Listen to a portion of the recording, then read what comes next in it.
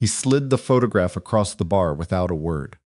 Amara Whitlock looked down at it, her own face, taken outside her apartment building at 6:43 that morning, before she'd even had her first cup of coffee, before she'd clipped her badge to her waistband, before she'd become Maya Reeves, bartender, nobody ghost. She did not flinch. She could not afford to. Kong Tae-yoon sat on the other side of the bar, with a glass of scotch he hadn't touched, watching her the way a man watches something he's already decided about. His suit cost more than her monthly rent. His expression cost nothing. Flat patient. Certain. "I've known since the third week," he said quietly. "I let you stay because I wanted to see what you were actually looking for." Amara set the photograph face down, picked up a rag, kept wiping the bar. "You've got the wrong man," he said. "And the person who sent you here knows it." That was the moment everything she thought she understood cracked straight down the middle. If you've ever been used by someone you trusted completely, if you've ever done everything right and still ended up holding the wreckage, then you already know what Amara felt, standing behind that bar. The question isn't whether she could trust a man like Tae-yoon. The question is, what do you do when the institution you devoted your life to turns out to be the monster? Before we go any further, if this kind of story grips you, hit subscribe right now and tap that like button. Drop your city or country in the comments. I want to see exactly how far this story travels. Don't go anywhere, because what happens next inside Nocturn will change everything you think you know about justice, loyalty, and who the real criminals are. The night Amara Whitlock first walked into Nocturn, she told herself it was just another assignment. She had run undercover twice before, once in Baltimore, inside a pharmaceutical distribution ring that turned out to be laundering money through legitimate hospice care companies. Once in Atlanta, embedded inside a private security firm that was running extortion rackets against small black-owned businesses in the West Side Corridor. Both times she had gone in clean, kept her cover intact, and come out with prosecutable evidence that held up through sentencing. She was good at disappearing into a role, better than most of the agents in her unit, and she knew it without needing anyone to confirm it. That kind of confidence is earned slowly through specific failures, the moment you almost break character, the moment your hands shake when they shouldn't, the moment you have to look someone in the eye and lie so completely that you briefly forget which version of yourself is the real one. Amara had been through all of those moments. She had come through them intact. She told herself this assignment was no different. She was wrong about that, but she didn't know it yet. Nocturn sat between two refurbished warehouse buildings on the western edge of the meatpacking district, its entrance unmarked except for a matte black door and a single vertical light strip that pulsed soft blue after 10 o'clock. There was no sign. There was no line on most nights, because getting in required either a reservation made 3 weeks in advance through a private contact system or an introduction from someone whose name meant something in certain circles. The velvet rope theatrics of lesser establishments weren't part of Nocturn's identity. The exclusivity was structural, quiet, impenetrable in the way that only serious money can manufacture. Amara got in through a bartender position that her unit had arranged through a shell contact over 6 weeks of careful groundwork. The hire had been handled through a legitimate staffing agency that Nocturn occasionally used for short-term bar staff during private events. Her cover identity, Maya Reeves, 29, originally from Charlotte, cocktail certification from a hospitality school in Raleigh. 2 years of bar experience at a hotel in Midtown had been built with the kind of detail that took months and never quite stopped, feeling like wearing a coat that almost fit. Her objective was narrow and specific. Tae-yoon's name had surfaced repeatedly in connection with 5 homicides over 14 months, all in or near the meatpacking district. The victims were apparently unconnected on the surface: a former city inspector, a mid-level real estate attorney, a Ukrainian woman who had been working as a private housekeeper, a man who did contract electrical work across multiple luxury renovation projects, and a 23-year-old NYU graduate student who had been walking home from a friend's apartment in Chelsea. Press had named whoever was responsible the meatpacking butcher, which Amara found reductive and slightly absurd. But the name had stuck, and the public pressure that came with it had accelerated the timeline on everything. The physical evidence connecting Tae-yoon to the murders was circumstantial but persistent. Fiber traces from a fabric type used in premium Korean suit tailoring. a partial fingerprint on a cigarette casing near the third victim, which an analyst in the evidence lab had flagged as a match up to a print lifted from a warrant search of a Guanma Syndicate safe house in Queens 2 years earlier. Surveillance footage from a parking structure 3 blocks from where the fourth victim was found, showing a black vehicle registered to a shell company with traceable ties to Guanma's transportation operation. None of it was enough to bring charges. Amara's job was to get inside Nocturn's operation, identify the communication and command structure, find any evidence of the murder planning, and document everything in a form that would hold up in federal court. She had gone in expecting a certain kind of criminal enterprise, organized, hierarchical, visible enough in its brutality to make the evidence gathering a matter of patience more than mystery. What she had not expected was Tae-yoon himself. He was 37 years old, Korean-born, educated through his secondary years in Seoul, before his family relocated him to New York at 17 following circumstances that her briefing file described only as a family restructuring connected to his father's business interests, which was the politely evasive way of noting that his father had been a mid-tier figure in the Korean criminal underworld whose operation had been consumed by a rival organization. Tae-yoon had rebuilt from nothing, starting with debt collection work in Flushing at 19, moving into more sophisticated financial operations by his mid-20s, and by 30 had established the Guanma Syndicate as one of the most disciplined and least publicly visible organized crime operations on the East Coast. His power was not performed. That was the first thing she noticed. Every other figure of his caliber that she had studied, and she had studied a significant number, had some version of theatricality, a way of filling a room. A deliberate projection of menace or charisma designed to remind everyone present of the hierarchy. Tae-yoon had none of that. He moved through Nocturn on the nights he was present, which was 3 or 4 times a week, never on a predictable schedule, with the quiet economy of someone who had long since stopped needing to demonstrate anything. Staff moved slightly differently when he was in the building. Not from fear, exactly, from calibration. Everyone functioned at a slightly higher precision when he was there, and when he left, there was a collective minute adjustment back to ordinary operating mode. He rarely spoke in the main room. When he did, it was low volume and direct. He did not make speeches. He did not grandstand. He sat at his reserved corner table with whoever he was meeting and conducted business in a register that didn't carry 3 feet past his table. He noticed Amara on her second night behind the bar. She knew, because he looked at her once, a brief, assessing look, the kind that takes a full inventory in about 3 seconds, and then looked away and did not look at her again for the rest of that evening. The deliberate not looking was more informative than the initial look. She filed it and kept moving. What she did not file, because she was professional enough to recognize it as a distraction and disciplined enough to put it aside, was the way that one look had landed. It wasn't threatening. It wasn't appraising in the way that men in powerful positions often appraised women who worked for them that particular variety of assessment. That was really just an inventory of access. It was something more unsettling than that. It was the look of someone who was already thinking about something more complicated than what he was seeing. She pushed that observation down and went back to work. The other bartenders were easy to read and easy to get along with.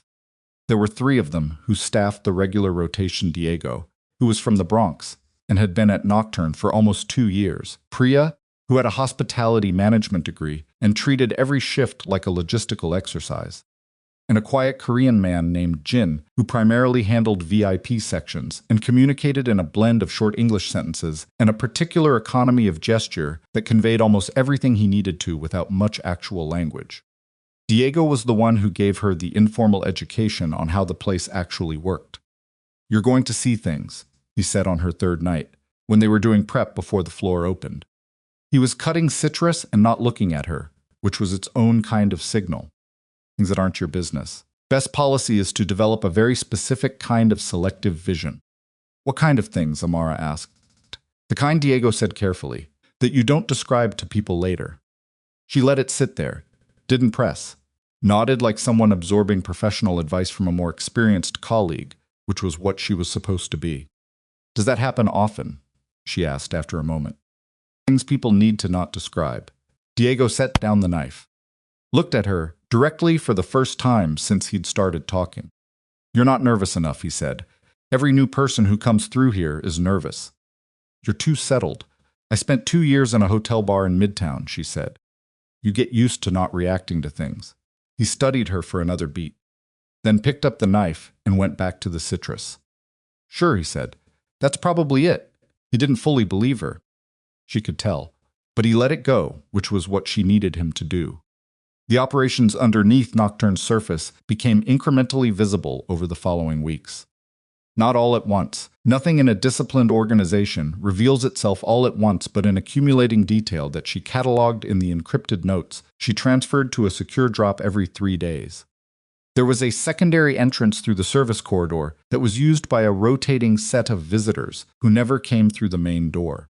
These individuals were not staff and did not have the presentation of clients. They arrived in pairs or alone, were met in the corridor by either Jin or one of 2 other men whose names she hadn't yet confirmed, and were taken to a lower level that she had not yet accessed. They were present for between 20 minutes and an hour, and when they left, they came out through the same service entrance. There was a financial operation running through the bar's primary POS system that didn't align with the transaction volumes she could observe during actual service. Transactions logged at times when the bar was closed for amounts that followed a pattern that looked like it had been designed to look random, but wasn't, because actual random data doesn't have the distribution characteristics that this data had. There were 3 women who came in periodically, always together, always treated with a specific deference that was different from how regular clients were handled. They were never handed menus. They ordered in what sounded like Korean, which Jin translated without apparent effort. They sat in the far corner booth and had a conversation that, across 3 separate visits, never appeared relaxed. Whatever they were discussing, it was not recreational. On her 5th week, Amara tried to access the lower level through the service stairs during a shift when Taehyun was not in the building. She got 12 steps down before a door she hadn't noticed opened, and one of the unidentified men was standing in it, looking at her, with an expression that said everything without saying a word. Wrong floor, he said. I was looking for the storage room, Amara said. Diego said the backup garnish supplies were down here. The man looked at her for 4 solid seconds. Storage is the first door on your left back upstairs, he said. You passed it. She apologized, turned around and walked back up. Her heartbeat was elevated, but her face was not. That night, reporting to Voss through the secure channel, she noted the encounter and requested additional intelligence on the lower level's purpose and layout. Voss's response came back within 2 hours. Don't push the lower level yet. We need the surface operation documented first. Patience. She filed the instruction and continued.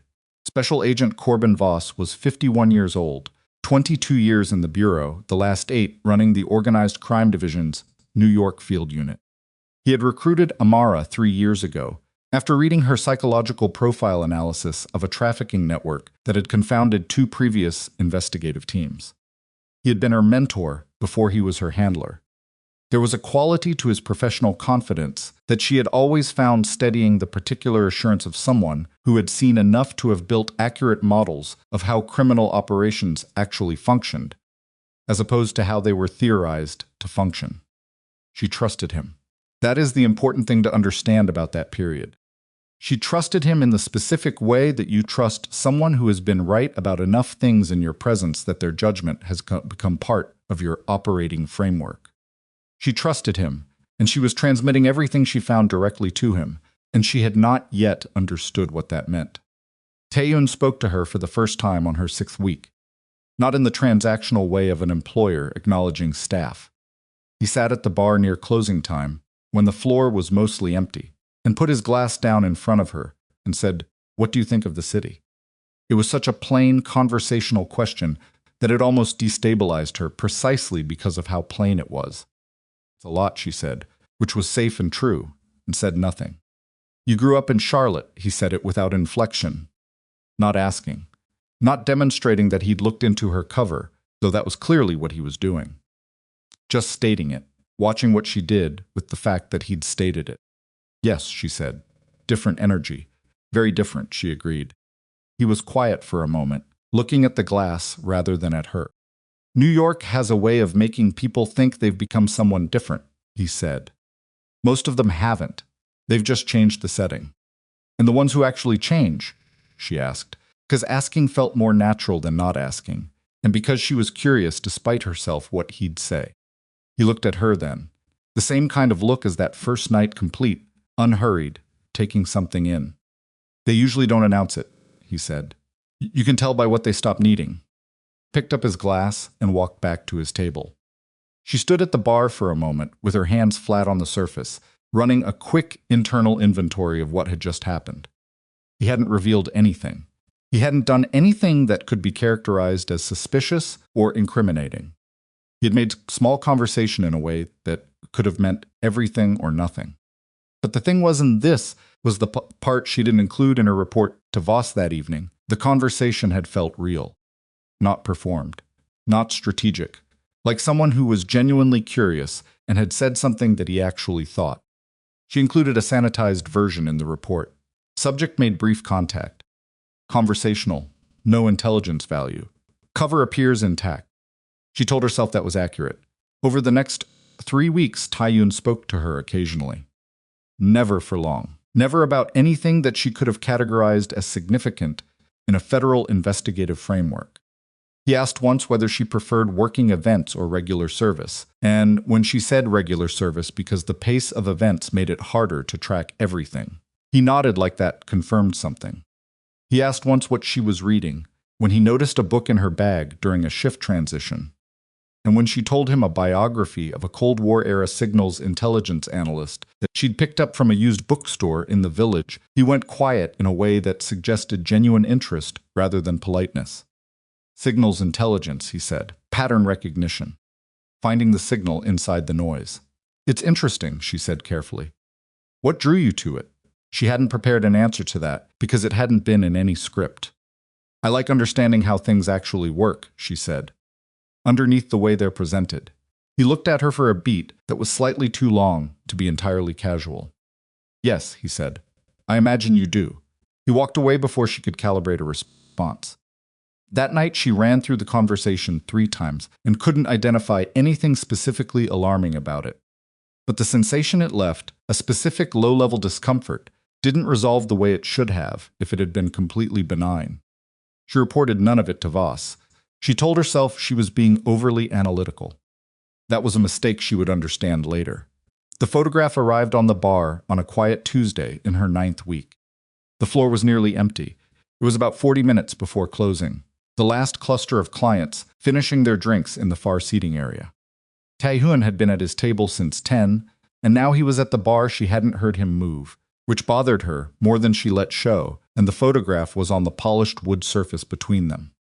Her, outside her apartment building, that morning.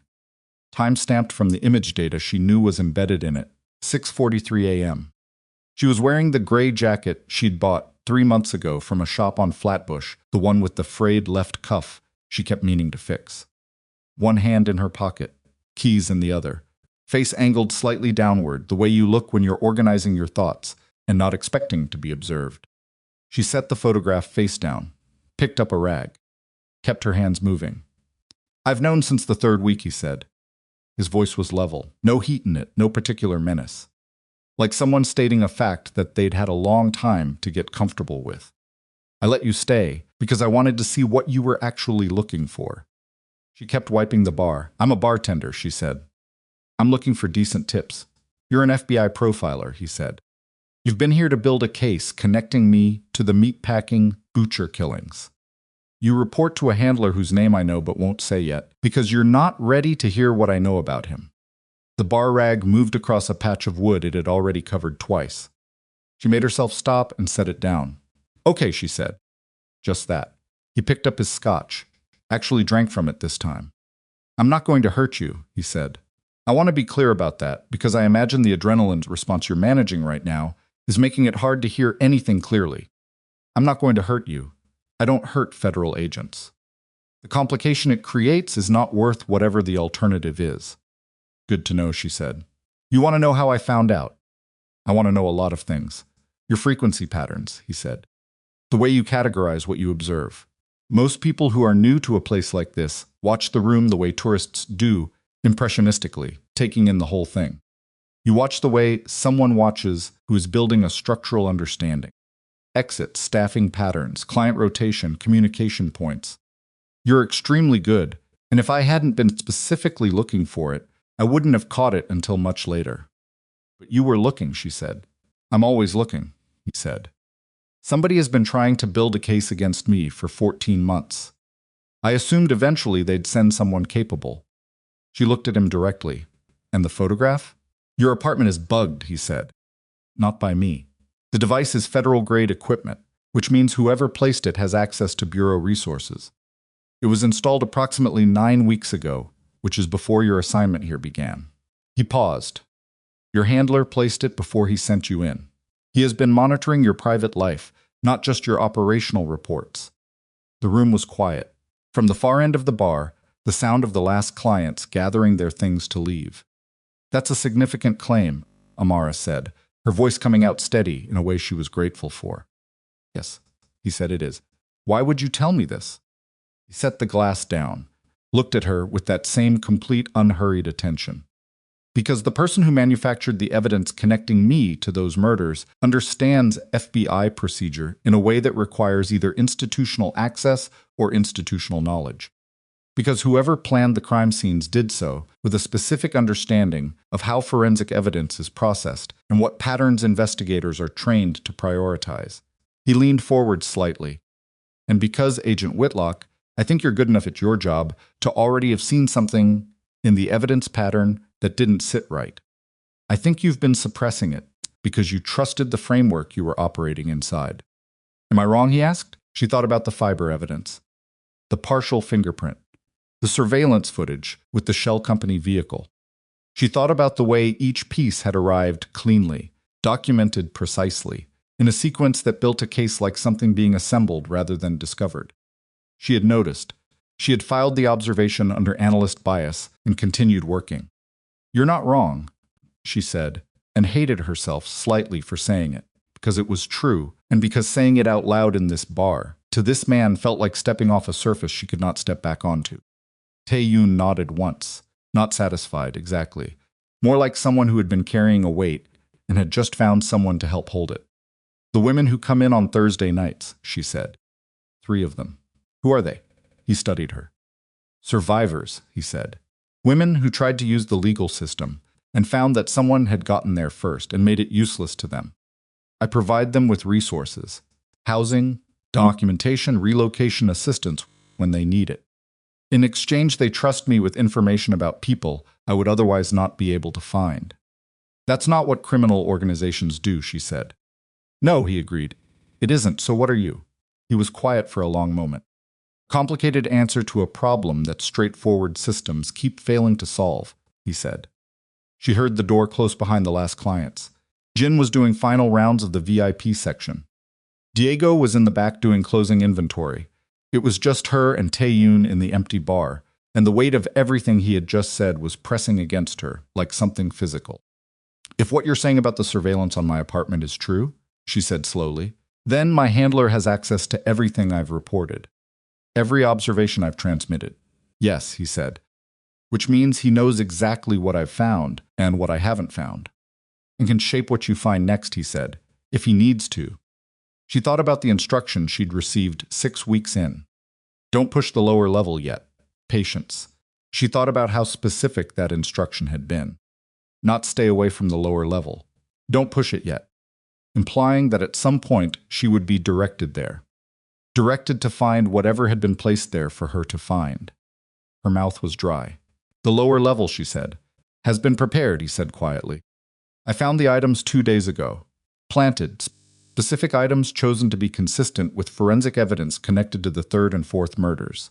He met her eyes.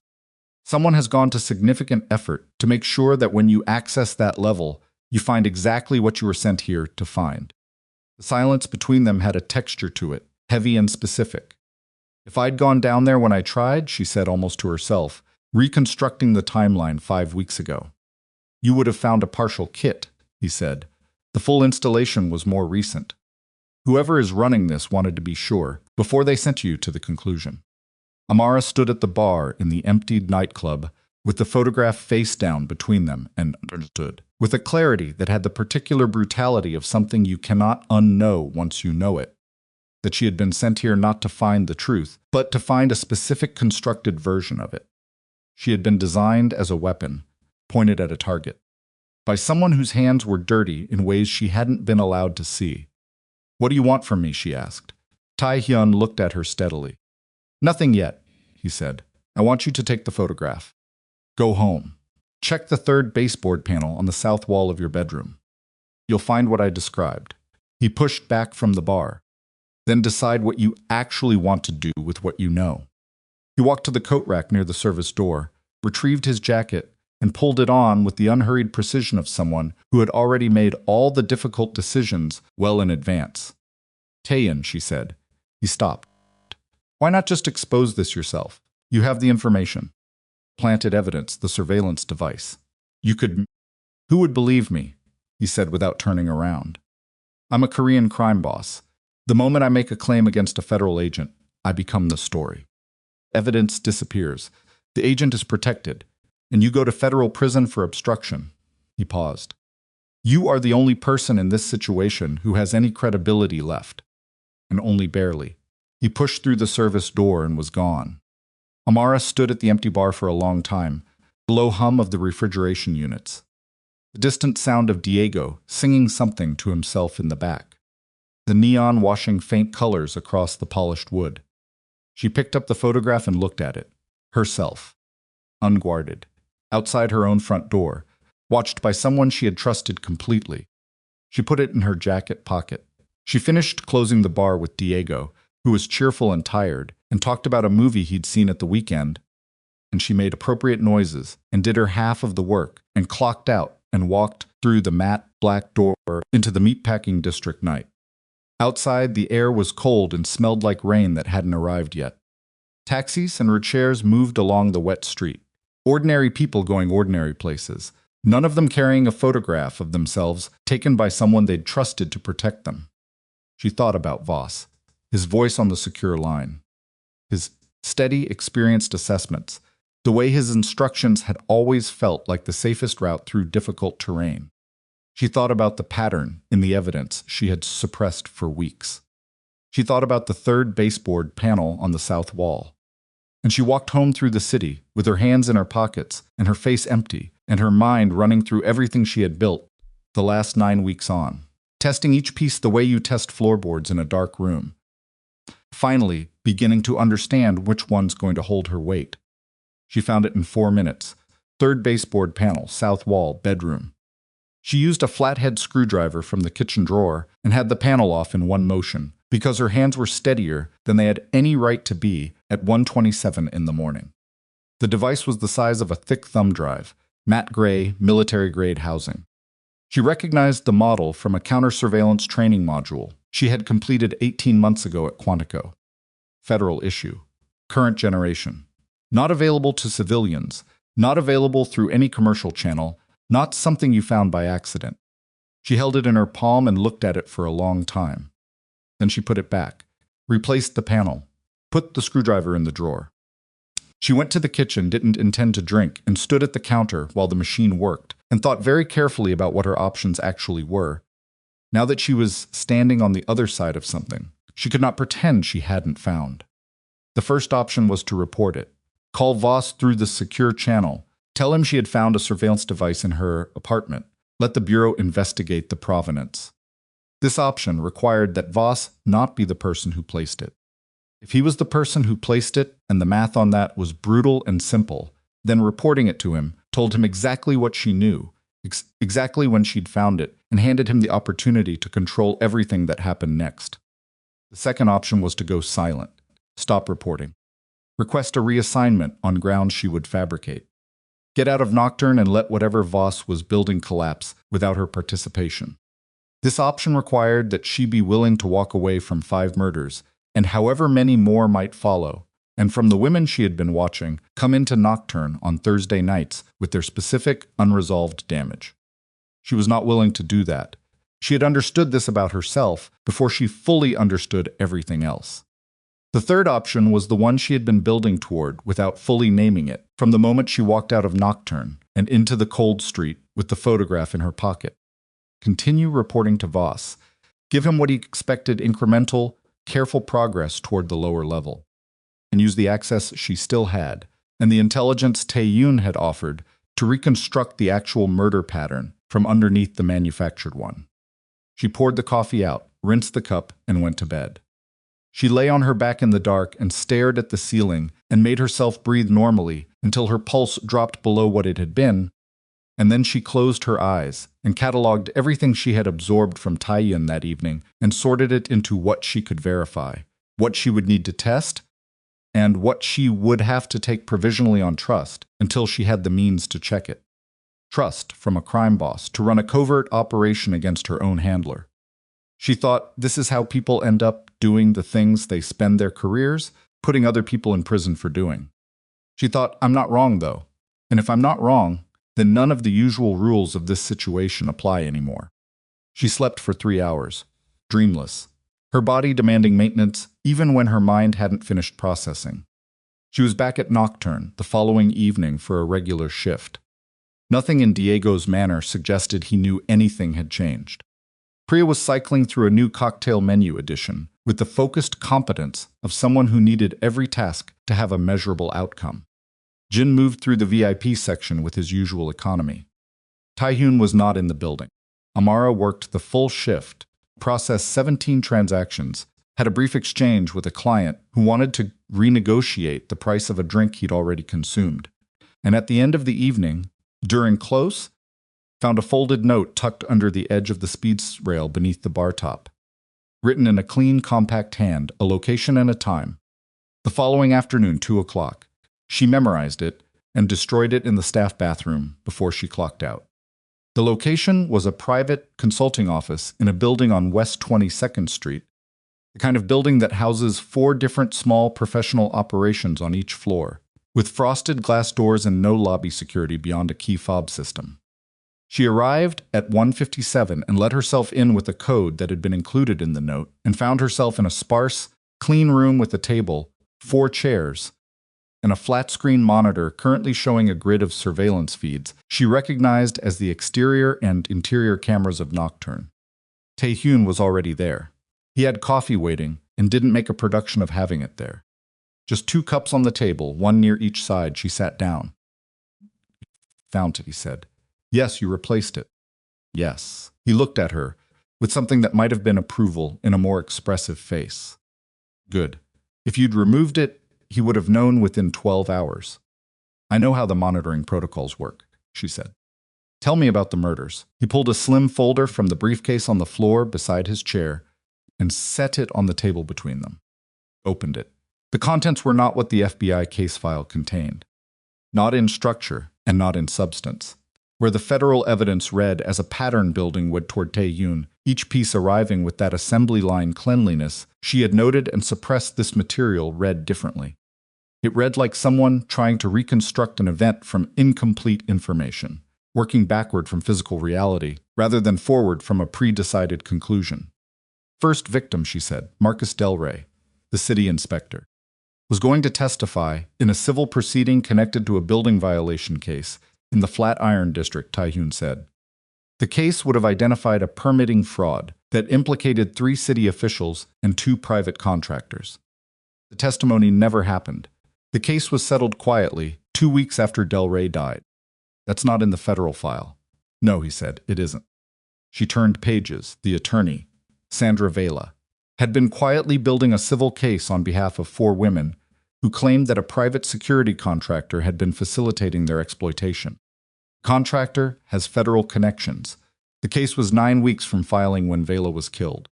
The new attorney who picked up the file withdrew 6 days later, citing insufficient evidence, which was not accurate. I've seen the original file. Amara went still. You've seen Vela's case file. One of the women she was representing comes to Nocturn on Thursday nights, he said, without apology or embellishment. She looked at him across the table. And the others? The housekeeper? The contractor? The graduate student? All connected, he said. Not to each other on the surface. But each one of them had direct knowledge of or proximity to a specific set of operations that Corbin Voss has been running or protecting for at least 4 years. The graduate student was the nephew of one of the city officials in the Del Rey case. He had been given documents by his uncle 6 weeks before he died. We believe he was planning to bring them to a journalist. The folder was thick. It got thicker as she went through it.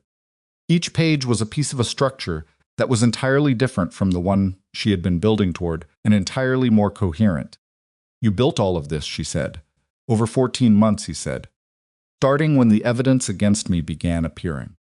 I knew what it was because I know what my operation actually does, and none of it included any of those victims. So I began working backward. How many people know about this? In my organization? 3. Outside of it? He paused. Now you. She closed the folder, put both hands flat on it. If this is accurate and I need to be able to verify it independently, I would expect nothing less.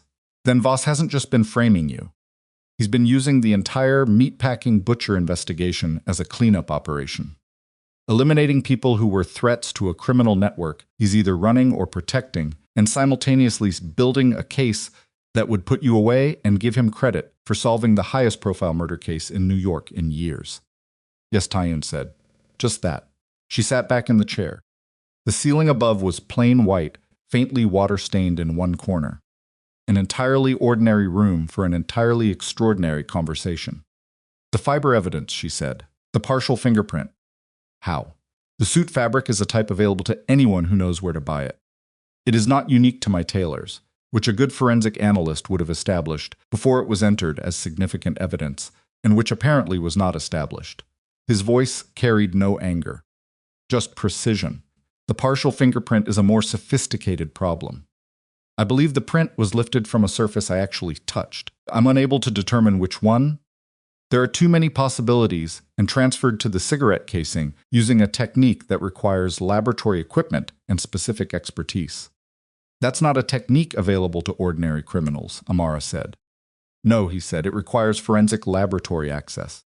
The silence between them had the particular weight of information settling into a new shape. He has someone in the evidence lab, she said. Or he is someone who can access it directly without raising flags, Tae-yoon said. I haven't been able to determine which. She drummed 2 fingers on the folder, a nervous reflex she shut down as soon as she noticed it. I need to go back into my reports, everything I've transmitted to Voss. I need to map what he's had access to versus what's happened in the investigation timeline.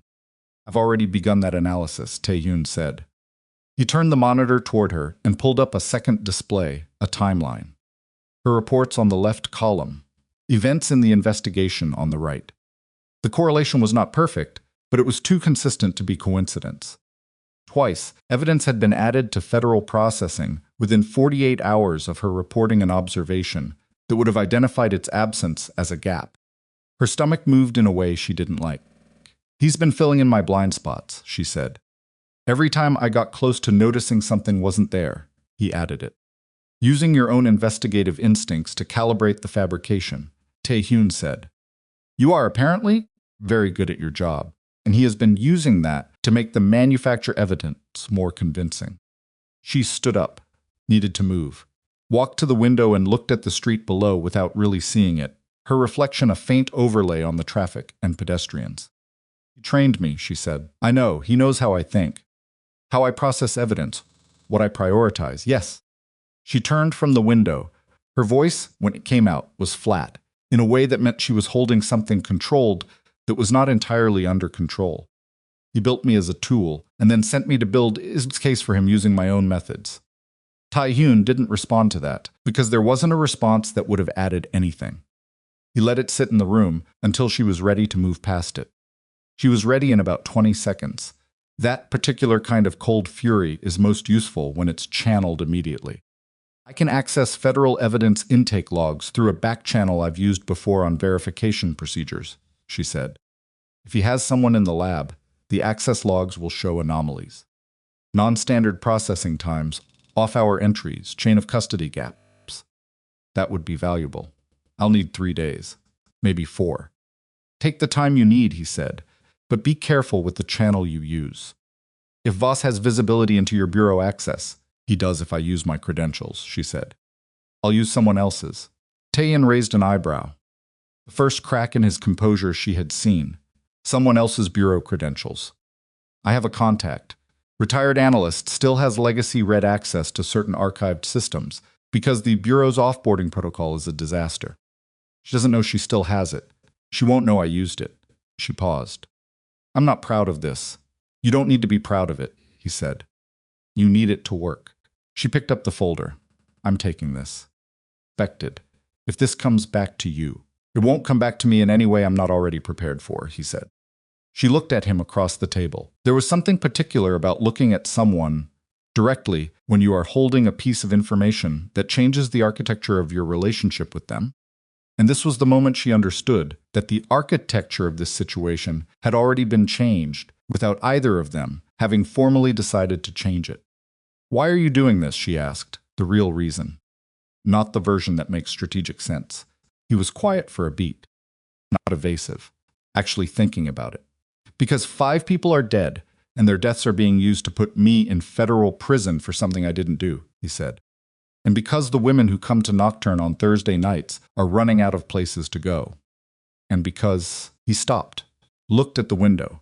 Because I have spent a significant portion of my life operating in the space between what the law permits and what justice requires. And I am tired of watching the people who are supposed to be on the right side of that line turn out to be worse than I am. She held the folder and looked at him and believed him, which was its own category of problem. She left without another word. Because sometimes words are the thing that makes the fragile architecture collapse, and she needed this one to hold. The next 3 days were the most technically demanding of her professional life. She accessed the legacy credentials through a system she would rather not have touched, ran the evidence intake logs through a cross-reference protocol she built from memory on a clean device she purchased with cash at an electronics store in Jackson Heights, and found what she was looking for in the processing records for evidence items 3 through 7 in the meatpacking butcher case file. Off-hour entries, non-standard chain of custody notations. Processing technician ID that appeared on 4 separate items across 3 different evidence intake sessions, always in a time window between 11 p.m. and 2 a.m., always on nights when the building's primary security roster showed minimum staffing. She ran the technician ID. The ID belonged to a lab contractor who had been on medical leave for 6 of the 8 months during which the evidence had been processed. He had never been in the building on those nights. Someone had been using his credentials. She sat with that for a while. Then she pulled the contractor's personnel file and found his supervisor's name and ran that and found a connection she had not been looking for. The supervisor had done a 12-week detail assignment in the organized crime division 3 years ago. The same 3-year period during which Voss had been running the New York field unit. It wasn't proof, it was a thread. But threads were how you unraveled things. She reported none of this to Voss. Her reports continued on their regular schedule, bland and incremental, describing careful progress toward documentation of the surface-level bar operation. She gave him enough to believe she was still on the track he had laid for her. She gave him nothing that would tell him she had left it. She was in the middle of composing the 4th such report when her phone rang with a number she didn't recognize. She almost didn't answer. Then something in the quality of the moment made her pick up. You need to know something. The voice was male, low, careful. Not Tae-hyun. Someone she hadn't heard before. Who is this, she said. Someone who works for the same person you've been talking to, the voice said. He doesn't know I'm calling. I need you to understand that. Understand what, she said. Your handler knows you've changed your behavior, the voice said. Not the content of your reports, the behavior, the pattern of your movements. The timing of your access. Something tipped him. He's running a secondary check on you through a channel you're not watching. Her pulse didn't spike. It went very cold and slow, which was worse in some ways. How do you know this? She asked. Because I monitor the channels he thinks are private, the voice said. Because that's what I do. Because 3 days ago, he made a request to a contact at the Bureau's counterintelligence office for a behavioral analysis on a field operative whose name he didn't include in the request, but whose assignment parameters match yours exactly. A behavioral analysis, she repeated, through CI. He's building a file on you, not to expose the investigation. Prepare a narrative. The voice was careful and precise and completely without drama, which made it more alarming rather than less. He needs you to either complete the task or become unusable. If you become unusable, he needs a story about why. She understood. He'll need me to have done something wrong, she said. Or to have crossed a line that makes your evidence inadmissible and your credibility destroyed, the voice said. He's very good at this. He's done it before. Who before? She asked. Pause. There was an agent named Reyes, 18 months ago. She was investigating a related case and got too close to something connected. Voss ran a narrative that she had compromised her cover by developing a personal relationship with the target. She was pulled from the field. The case died. She's on desk assignment in Cincinnati. Amara closed her eyes for 1 second, opened them. He's going to do the same to me, she said. He's going to try, the voice said. And he has more material to work with now, because you've been spending time with the person you were sent to investigate, outside of operational parameters, in private meetings. Consulting office on West 22nd Street. She had checked for surveillance before entering. She had been careful. Not careful enough, apparently. Does he have documentation, she said? Not yet. He's still gathering, but he's moving faster than he usually would, which means something has made him nervous. Something changed in the last week that accelerated his timeline. She thought about the evidence intake logs, the contractor ID, the supervisor's detail assignment. He had found out she was looking. She didn't know how, but he had found out. How long do I have? She asked. Days, the voice said, maybe less. He's not patient when he feels exposed. Call ended. She sat in the silence of her apartment with her phone in her hand and the reporting document open on her laptop and the surveillance device behind the baseboard panel on the south wall, and understood that the situation had compressed into something. She could no longer manage with patience and careful incremental steps. She called Tae-hyun on the number he had given her for emergencies. Picked up on the second ring. He knows I've changed, she said without preamble. He's building a narrative. He's going to burn me before I can get the evidence into the right hands. Pause on his end. Short, how soon? Days. Another pause, slightly longer. Come to Nocturn, tonight. We need to accelerate the plan. What plan? She said. We don't have a plan yet. We do now, he said. Come at midnight. Use the service entrance. He hung up. She looked at the laptop screen. The report she'd been composing for Voss, bland and incremental and false, sat half-finished in the document window. She closed it without saving. She thought about the woman named Reyes sitting at a desk in Cincinnati. Thought about the 5 people who were dead and whose deaths had been turned into instruments. She thought about Tae-hyun across a table in a sparse room, saying, I am tired of watching the people who are supposed to be on the right side turn out to be worse than I am. She thought about the baseboard panel and the federal-grade device behind it, and the man who had placed it there before he sent her in, knowing exactly what he was doing it anyway. She got her jacket. She was almost at the door when her phone buzzed with an incoming message from Voss's secure channel. Stopped. Read it. Good progress on the surface documentation. I think you're ready to access the lower level. Go tomorrow night.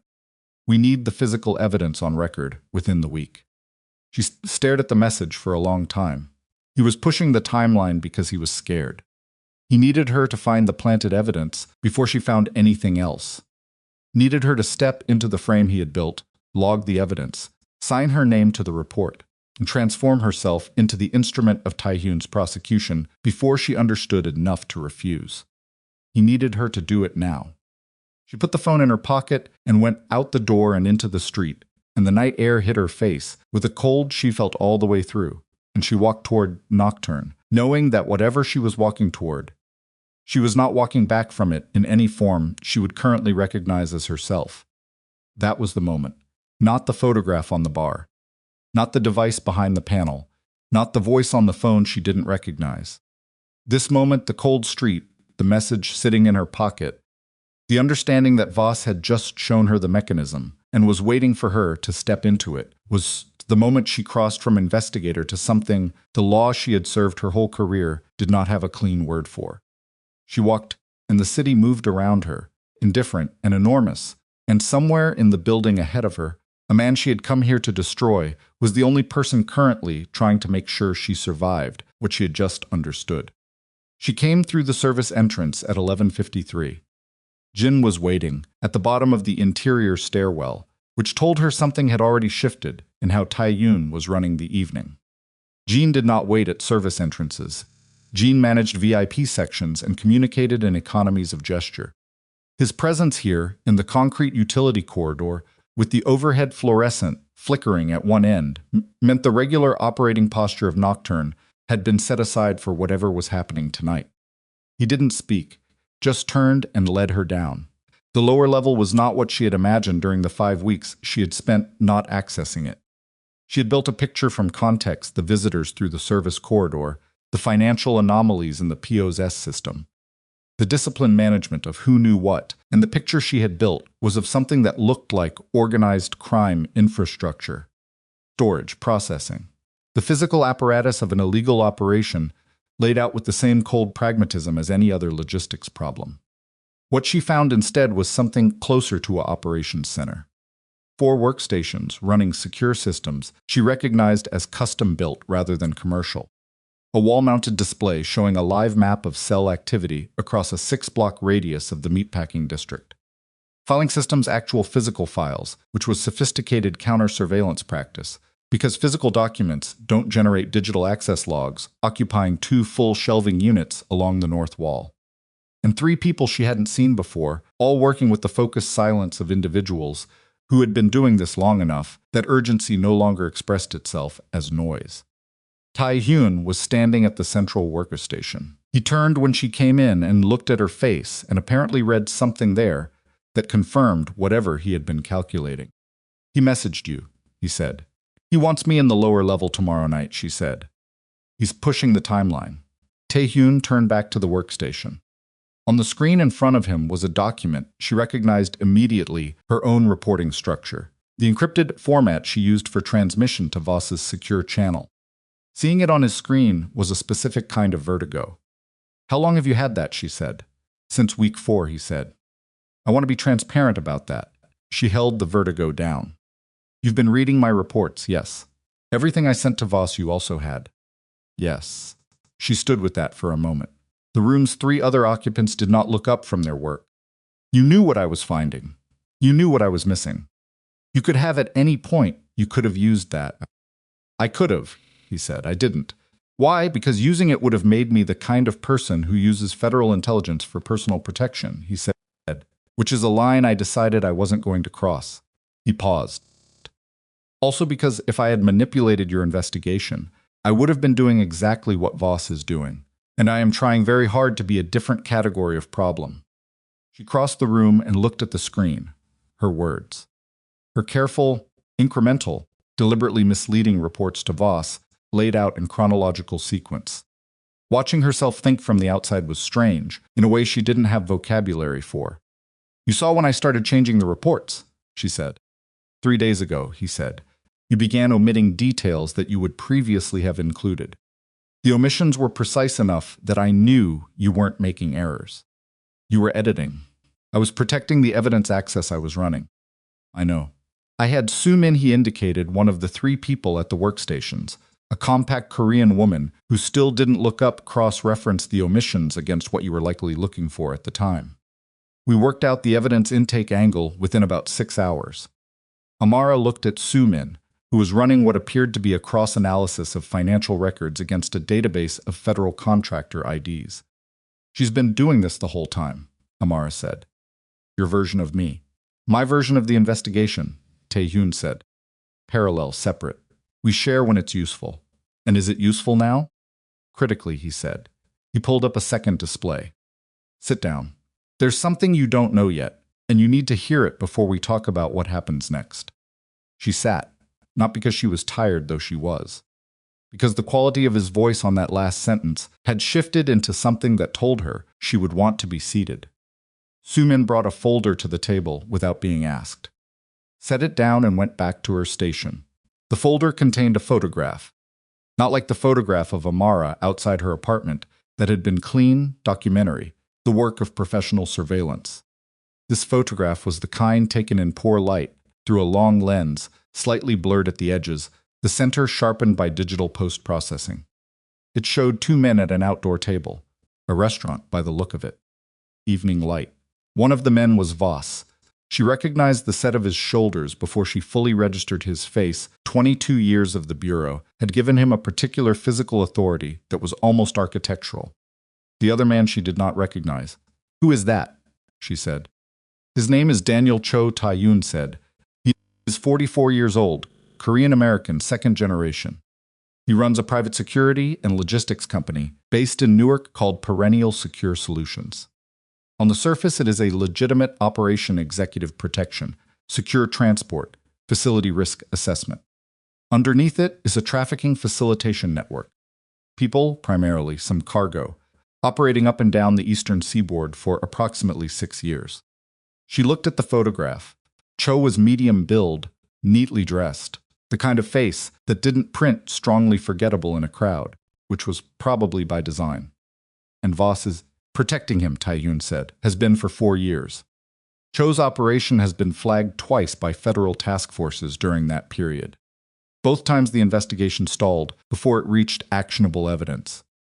The first time, the lead investigator was transferred. The second time, key witness testimony was ruled inadmissible on a chain of custody technicality. Voss managed both, she said. "We believe so. We can't prove the second one directly yet." Tae-yoon moved to the next photograph in the folder. Same outdoor table, different night. Cho and a third man. This one she did know. Not personally. From a file she had read during a background intelligence module 3 years ago. "That's Park Sung-jin," she said. He ran, Tae-yoon said. Past tense. He ran a counterpart operation to Cho's on the West Coast. He was killed in San Francisco 11 months ago. The death was ruled a gang-related shooting. But it wasn't. No. Sung-jin had been talking to a journalist. Specifically about Cho's operation and its federal protection. He died 4 days after making contact. Tae-yoon closed the folder. The journalist was one of the meatpacking butcher victims. The graduate student. The room went very quiet around Amara. Not the room itself, Soo-min was still working. Another operative was moving between stations. The ventilation system ran its constant low hum. But in the space of her immediate perception, everything went to silence while the architecture rebuilt itself around this new load-bearing fact. The graduate student had not been a random victim. He had not been collateral. He had been targeted because he was about to help expose a trafficking network with federal protection. And he had been killed, and his death had been incorporated into a murder series that was already being used to frame Tae-yoon. Because Voss was running both operations, simultaneously the protection of Cho's network and the construction of a prosecutable case against the Gwanma syndicate, and he was using each to service the other. Cho needed the syndicate case, she said, working it out loud. If Tae-yoon goes to federal prison for 5 murders, it becomes the dominant narrative for organized crime activity in this corridor. Cho's operation disappears into the noise behind it. And Voss gets the career case of his life, Tae-yoon said. Prosecution of the meatpacking butcher, the credit for solving the highest-profile murder series in the city in years. Any future inquiry into his conduct gets filtered through the lens of the man who put away a Korean crime boss. He's building armor, Amara said. The conviction is his armor against anyone who gets too close to what he's protecting. Yes, she pressed 2 fingers against the bridge of her nose. Not a headache. Just a pressure she needed to apply to something physical, because the alternative was to let the rage and the particular sick dread of this moment take a form she couldn't afford right now. "How long have you known about Cho?" she said. 7 months. "We found the connection through one of the Thursday women. She had worked in a building managed by a company with ties to Perennial Secure Solutions. She had seen things, heard things.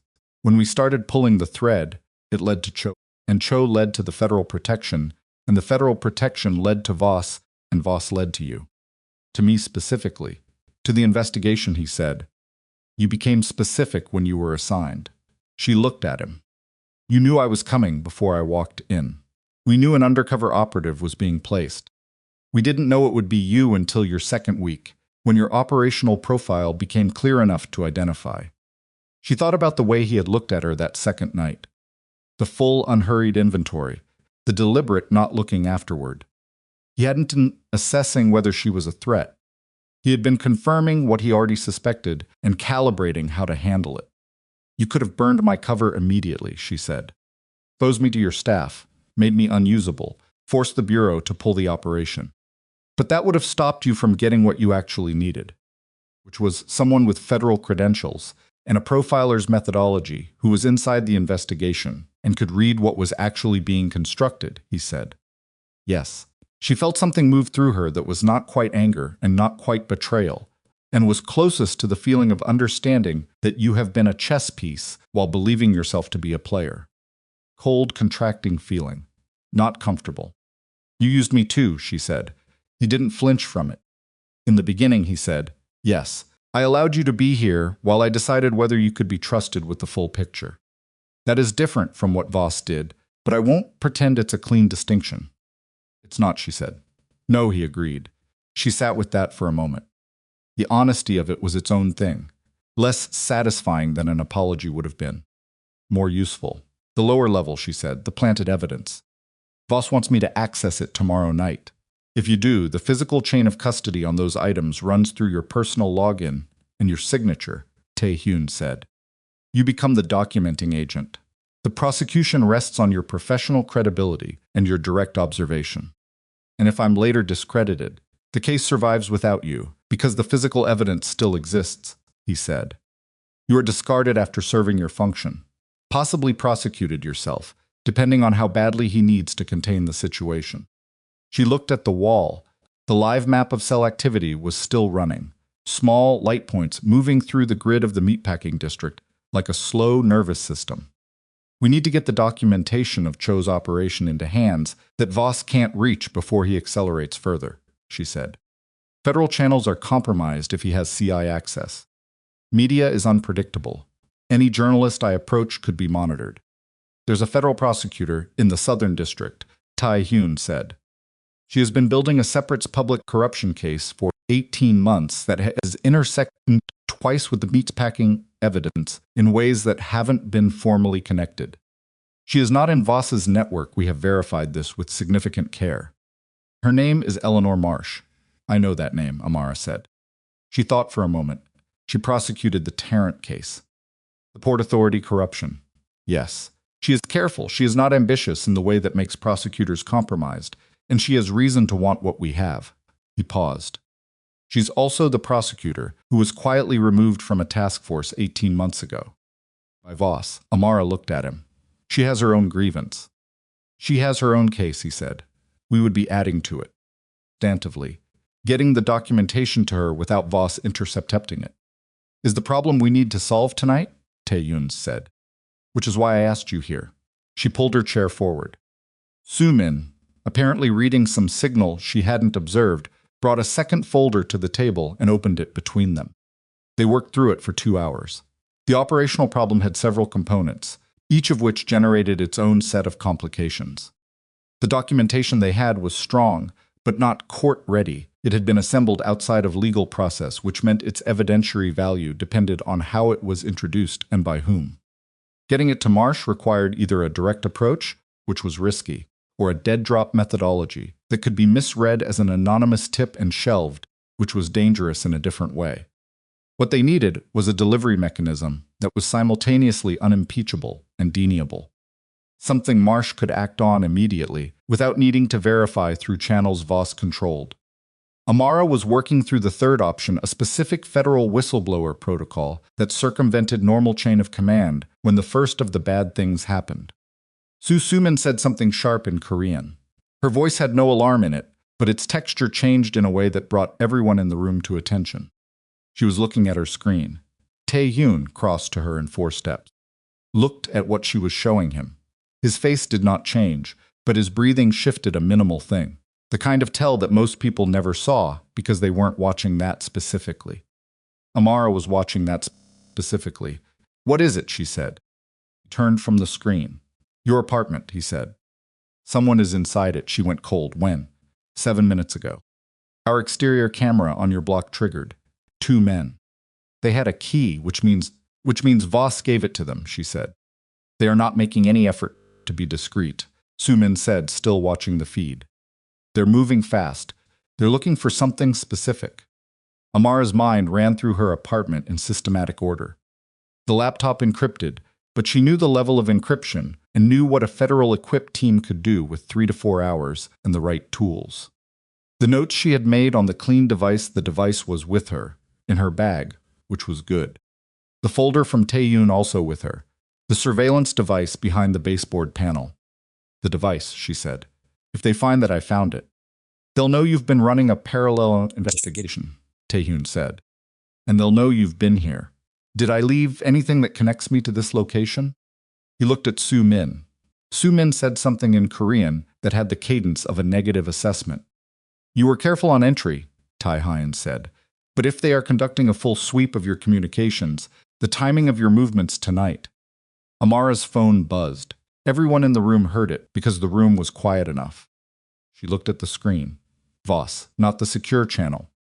Her personal number, which he had and had used twice before for operational flexibility, and both of those times had been in circumstances where the normal protocol wasn't fast enough for what needed to happen. She looked at Tae-yoon. He looked back at her without telling her what to do, which was its own form of respect. Amara. His voice was entirely normal. The particular easy authority she had spent 3 years reading as competence and steadiness. I need you to come in tonight, she said. Kept her voice level. Bored even. It's almost 2 a.m., Corbin. Tonight, he said. We've had a development in the case. I need your read on some new material before tomorrow's operation. A pause. How soon can you get to the field office? She looked at the wall map. The small light points, moving through the grid. Give me 45 minutes, she said. Good, he said. I'll be here. He hung up. She put the phone face down on the table. Her hand was completely steady. She noticed that about herself, with a kind of distant interest, that her hands worked correctly, even when the rest of her understood exactly what was happening. He wants me at the field office, she said. Tae-hyun said nothing. There's no new material in the case, she said. He's cleaning up. He's going to bring me in, and he is going to make sure that whatever narrative he's building about me is established before I can do anything that contradicts it. She looked at Tae-hyun. He's not going to let me walk back out. No, Tae-hyun said. He won't.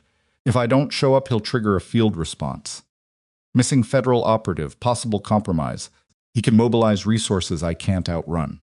Yes, and if I show up, he contains you, Tae-hyun said. One way or another. The room was quiet. Soo-min was still watching the feed from Amara's apartment. The two men had been inside for 11 minutes now. He's been one step ahead the entire time, Amara said. Not defeated, working.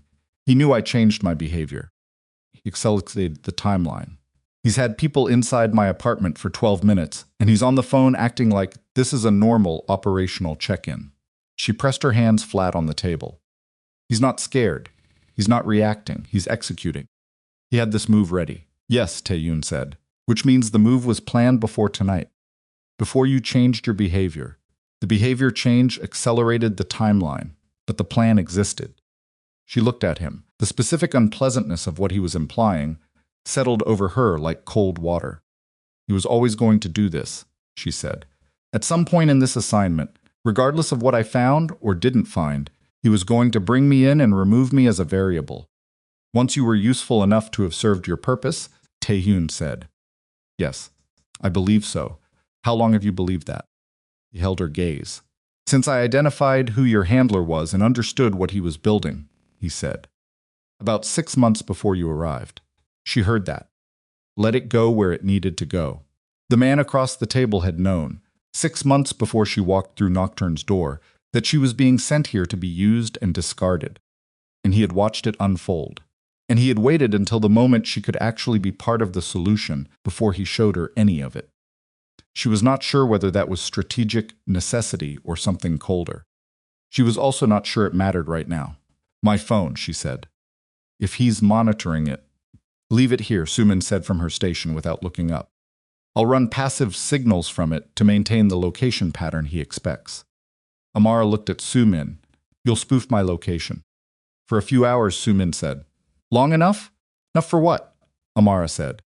No one answered immediately, and in the gap of that answer, she felt the full weight of her position for the first time, without the buffer of operational focus. She was in the basement of a criminal organization's primary facility, having just been summoned to a field office by a corrupt federal agent who intended to remove her permanently from a situation he was losing control of, with two men currently going through her apartment, her cover destroyed, her professional identity about to be formally burned, and no channel available to her that Voss did not have some degree of access to. She had nothing. She had the folder in her bag, and the clean device, and the documentation they had assembled tonight, and a Korean crime boss who had been watching her for 9 weeks, deciding whether she was worth trusting. Long enough for what? She asked again. Tae-hyun looked at her steadily. He was about to answer when the second bad thing happened. Soo-min's voice sharp again, different cadence. Another rapid exchange in Korean. The operative at the far station stood up. Tae-hyun moved to Soo-min's screen, and this time what she saw in his face was not the minimal tell of altered breathing. It was something harder and more immediate. What? Amara said. The men in your apartment, Tae-hyun said. They found the panel. She understood immediately. They know I found the device. They are calling it in, Soo-min said. I'm reading the encrypted transmission. He knows. Tae-hyun straightened, looked at Amara with the expression of someone recalculating at speed. He knows you found the surveillance device. He knows you didn't remove it. He knows you have been running a counter-investigation.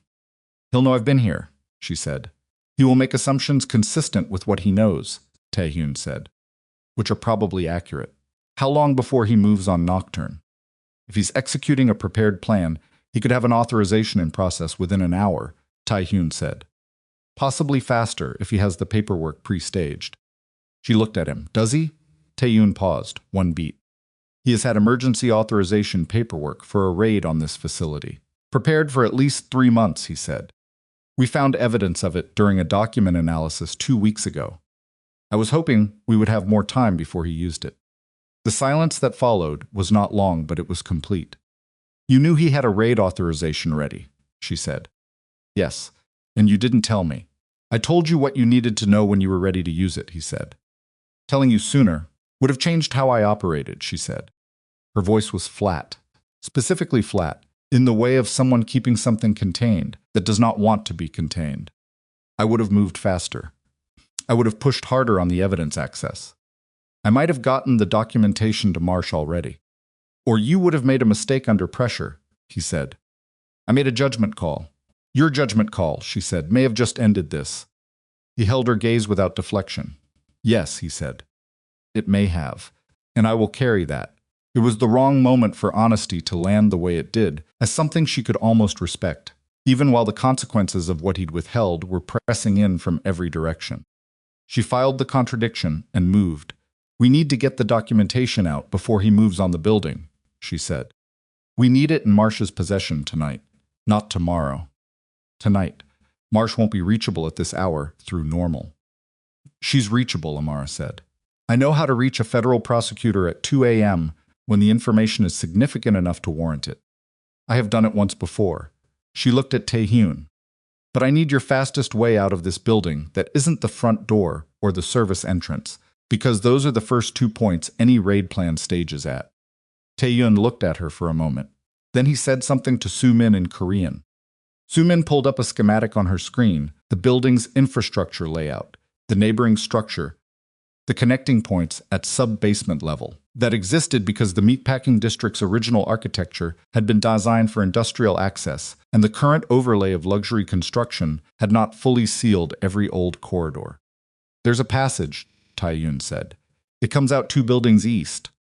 Street-level access through a freight door. I need 10 minutes to copy the documentation to a format Marsh can receive securely, Amara said. Then I go. You go, Tae-hyun said. Alone? If I go with anyone from your organization, Marsh's ability to act on it is compromised, she said. I go alone. I deliver the documentation. I make the call. He was looking at her with that complete attention. And if Voss moves on Nocturn before you reach Marsh? She met his eyes. Then you need to protect your people, and I need to trust that what I'm carrying is enough. It was not a satisfying answer. Neither of them pretended it was.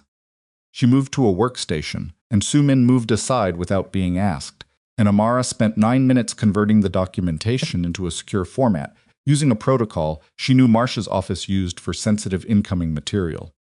Her hands worked steadily. She did not think about what was happening in her apartment. She did not think about Voss sitting in the field office waiting for her to walk in. She thought about the documentation in front of her and the steps between it and Eleanor Marsh's hands. When it was done, she took the clean device, put the folder in her bag, and looked at Tai Han. "This works?" she said. "Everything you've built here gets examined under federal scrutiny." "I know," he said. "Some of it won't survive that examination." "I know," he said again. "And 5 people are dead," he said quietly. "And whatever I've built here, whatever it costs me, that matters more than the cost." She nodded once, moved toward the passage Su Min had indicated.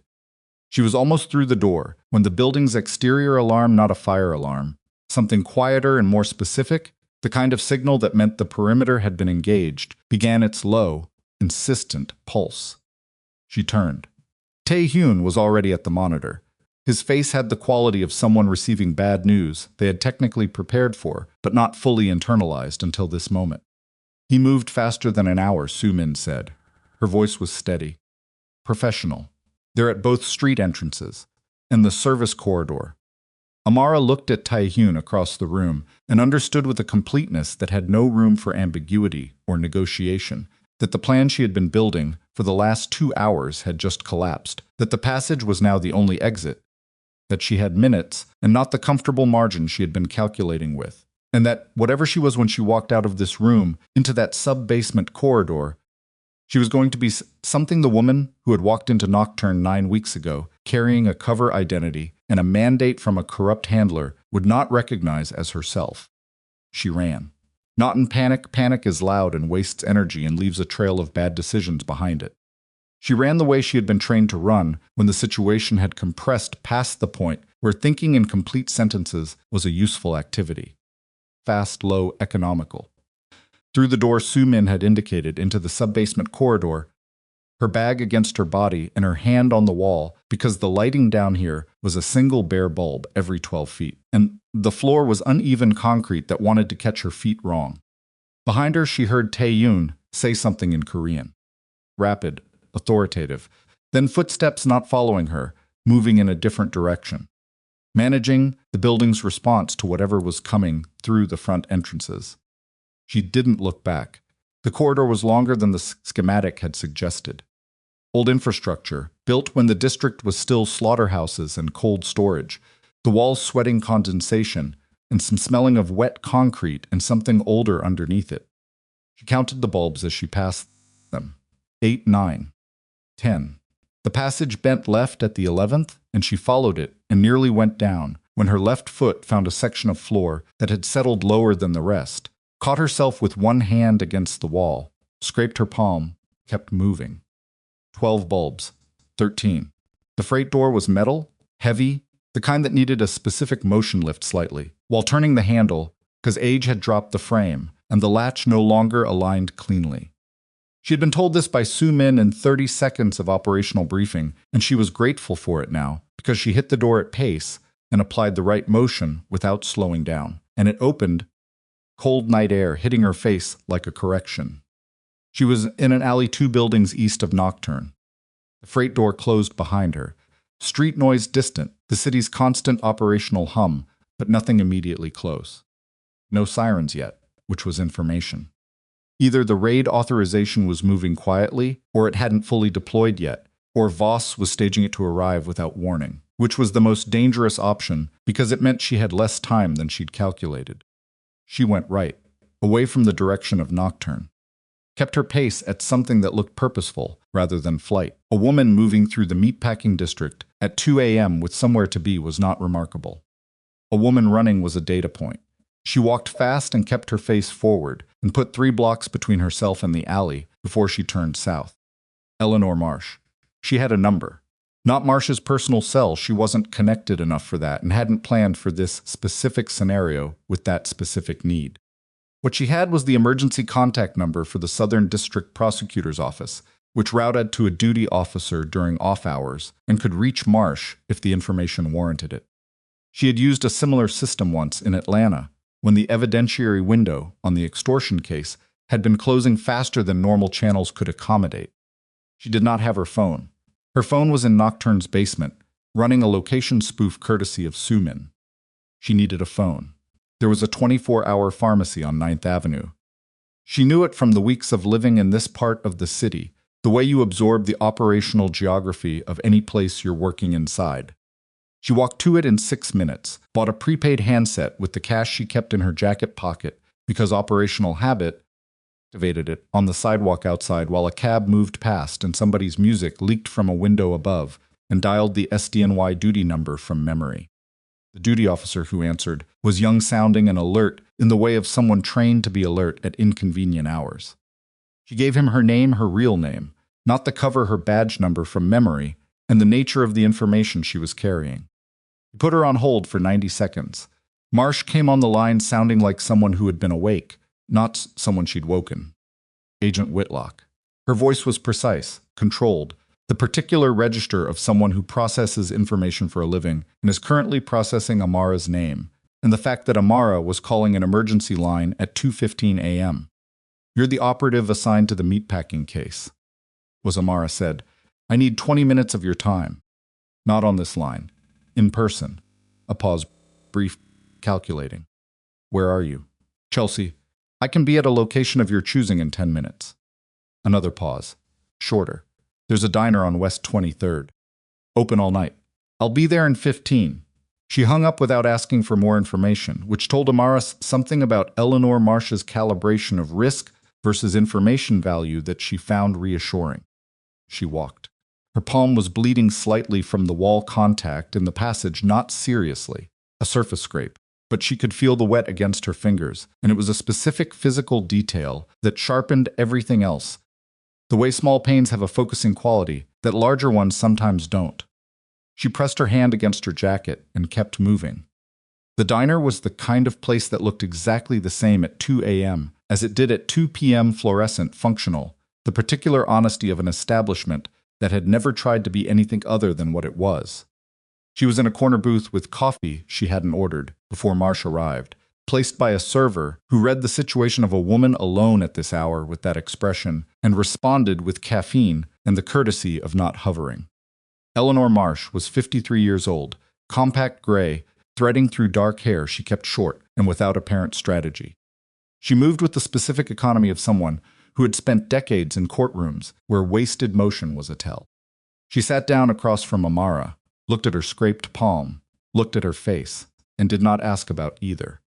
"Talk," she said. Amara talked. She kept it tight 5 minutes, organized by information type, leading with the Cho connection and the federal protection, moving through the evidence fabrication, and ending with the documentation she was carrying. She set the clean device on the table between them when she was done. Marsh had not interrupted once. The silence after was not long. "Corbin Voss," Marsh said, flat, like tasting something and confirming what it was. "Yes. You have documentation of the Cho relationship. Financial connectivity, meeting records, the timeline of the two stalled investigations, with Voss's decisional fingerprints on both." Amara nodded at the device. "And the evidence fabrication in the meatpacking case chain of custody anomalies, the contractor credentials misuse, the pattern of implanted physical evidence." Marsh looked at the device, did not touch it yet. "This came from inside Nocturn's operation." "Partially," Amara said. "The chain of custody material came from federal evidence intake logs accessed through a legacy credential. That access was not authorized. I'll own that. And the rest. Assembled by Kong Tae-hyun's intelligence operation over 14 months. She held Marsh's gaze. "I know what that means for evidentiary admissibility. I know this isn't a clean package, but it is a map. Everything in it is verifiable through legitimate process if you have the authorization to pull the threads." Marsh was quiet for a moment. She had a coffee in front of her that she hadn't touched either. "You understand that bringing this to me using this channel in this way ends your career in federal law enforcement." "My career ended about 45 minutes ago," Amara said. "I'm trying to make sure something useful comes out of that." Marsh looked at her for a moment with an expression that was not sympathy exactly, but was close to the recognition of one professional by another in circumstances that had stripped away every layer of institutional protection. Picked up the device. "I'm going to need 2 hours," she said. "I have a secure location. I'll have my investigator run preliminary verification on the chain of custody material tonight." If it holds, I can have an emergency authorization request in front of a duty judge by 6 a.m., she stood. Where will you be? I don't know yet, Amara said honestly. Marsh looked at her, the scraped hand, the jacket, the particular quality of someone running on adrenaline and decision-making, with no margin for error. Be somewhere defensible, she said, and left. Amara sat in the booth for 3 more minutes. Drank the coffee. Let her nervous system do what it needed to do with the last 90 minutes of compressed urgency, now that she had handed the primary objective off to someone who could act on it. Her hands shook for about 30 seconds. She let them. Then they stopped, and she paid for the coffee with cash and went back out into the street. Her phone, the prepaid, buzzed. The number was one she didn't recognize. She answered. They have him. The voice was Su Min's. Compressed, efficient, giving information in the order of its importance. Voss's team breached the main floor 7 minutes ago. Taeyun surrendered without resistance. He walked out the front of the building with his hands up. He is in federal custody. Amara stopped walking. The women, she said. The Thursday women, and whoever else was. Evacuated before the breach, Su Min said. He had 12 minutes from the perimeter alarm. He used 11 of them, getting everyone out through the eastern exits. The 12th minute, he used to walk out the front door. Amara stood on a sidewalk in Chelsea at 2:30 a.m. and understood what Taeyun had just done. He had given her the passage. He had spent his 11 available minutes protecting the people who depended on his network. And then he had walked out the front of the building and handed himself to federal custody, because surrendering publicly, visibly, on camera in the rain. She could see from the end of the block, the lights of the response vehicles reflecting off wet pavement 3 streets over made it significantly harder for Voss to make him disappear. He had made himself a public arrest because a public arrest was harder to kill than a private one. She had not asked him to do this. She was not sure she would have asked him to do this. Where are they taking him? She said. Federal holding facility on West Street, Su Min said. Standard processing for organized crime arrests of this profile. He has a lawyer who has already been contacted. How long before Voss can move him to a secondary location? Without a court order, 48 hours is the standard window, Su Min said. But Voss has demonstrated the ability to accelerate standard timelines, Amara said. Yes, I know, she started moving. I've made contact with Marsh. The documentation is with her. I need 2 hours for her to do preliminary verification, then a judge authorization. Can you maintain his visibility public record, media if necessary until then? Pause. Define media. Is there a journalist you trust? Specifically someone covering organized crime or federal corruption? There is one, Su Min said carefully. We have been building a relationship for 6 months. He is not reckless.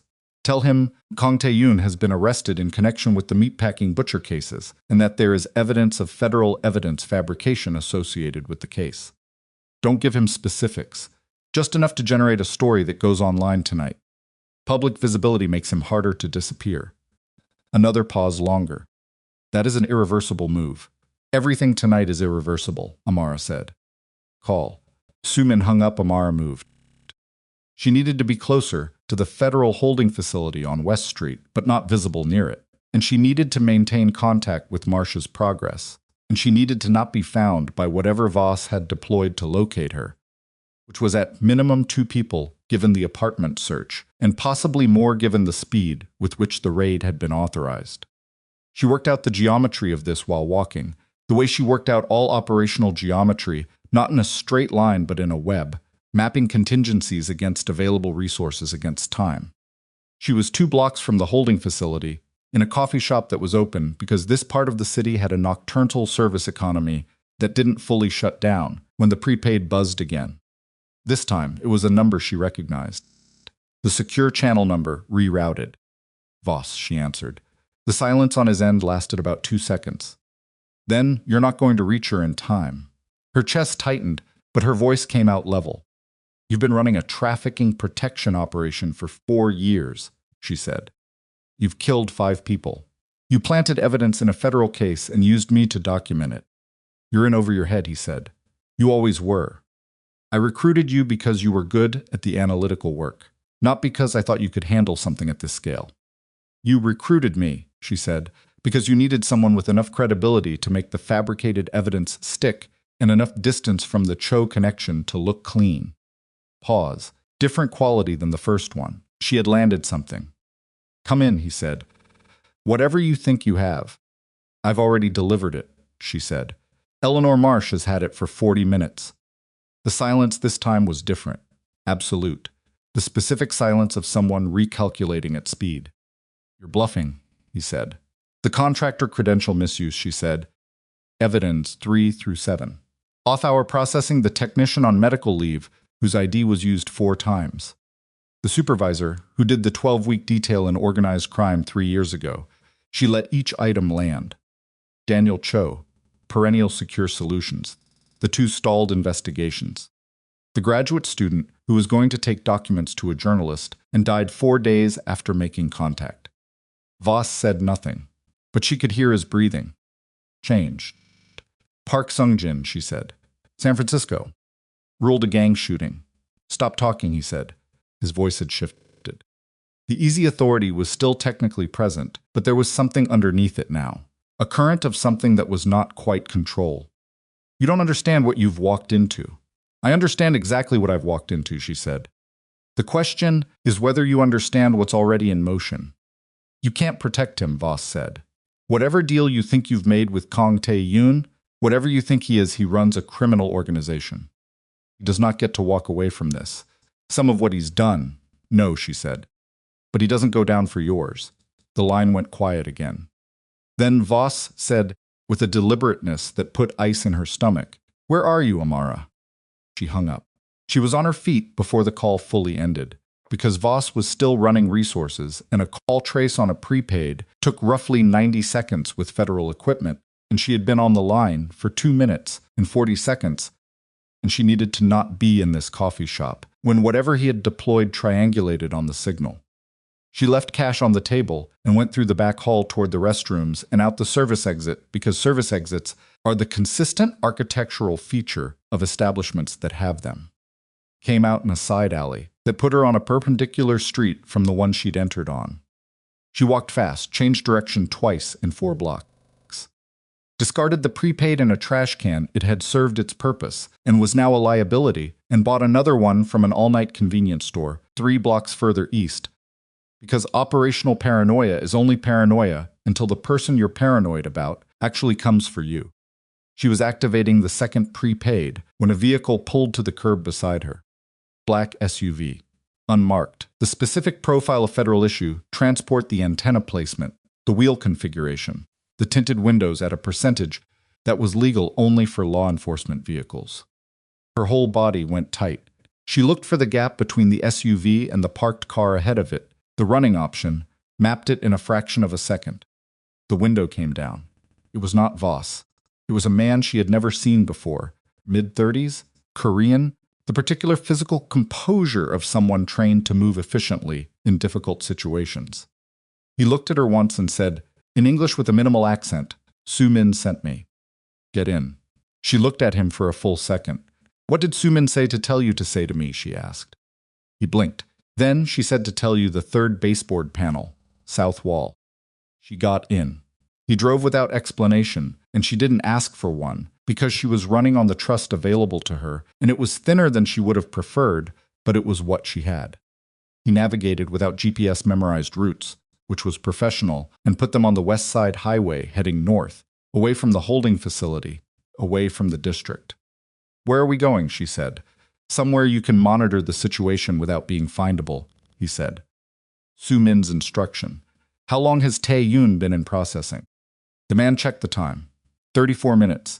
"Has the journalist filed anything?" 20 minutes ago. Online. It's generating traffic." She leaned back against the seat, felt the accumulated weight of the last 4 hours in her shoulders and her lower back and behind her eyes. Her scraped palm had dried to a thin crust that pulled when she flexed her fingers. She flexed them anyway. Needed to know they still worked correctly. The safe location was an apartment in the West 50s, sparse, clean, clearly maintained for operational use rather than habitation. A laptop running secure monitoring. A phone on charge with a number she didn't recognize. She sat down at the laptop and pulled up the monitoring feed. The journalist's story was live. Tae-yoon's name, the arrest, the meatpacking case, and carefully worded, without specific attribution references to questions about the evidentiary foundation of the case. It was already being picked up by 2 aggregators. In another hour, it would reach enough outlets to constitute a public record that couldn't be quietly erased. The phone on the table buzzed. Unknown number. She picked up. It's Marsh. Tight, focused working the chain of custody material holds. I have 2 of my investigators on the financial connectivity right now. What I need from you is a sworn statement recorded, time-stamped, covering your direct observations and actions over the course of the assignment. I can have a notarized witness on a video call within 20 minutes. I can do that, Amara said. I also need you to understand something. Marsh's voice shifted slightly. Not softer, more deliberate. What I'm doing tonight, the emergency authorization, the investigation, this is based on information that came from a criminal organization's intelligence operation. It will be challenged. Extensively. The fabricated evidence case can be prosecuted on the chain of custody anomalies alone, which are federal record and don't depend on Taiyun's materials. But the Cho connection and Voss's protection of him, that case needs corroboration I don't have yet. The Thursday women, Amara said. 2 of them were directly connected to Cho's operation. They have first-hand knowledge. If they're willing to provide statements. Can you access them? Sumin can, she said. Give me 10 minutes. She messaged Sumin through the laptop. Sumin responded in 3 minutes. 2 of the women were willing.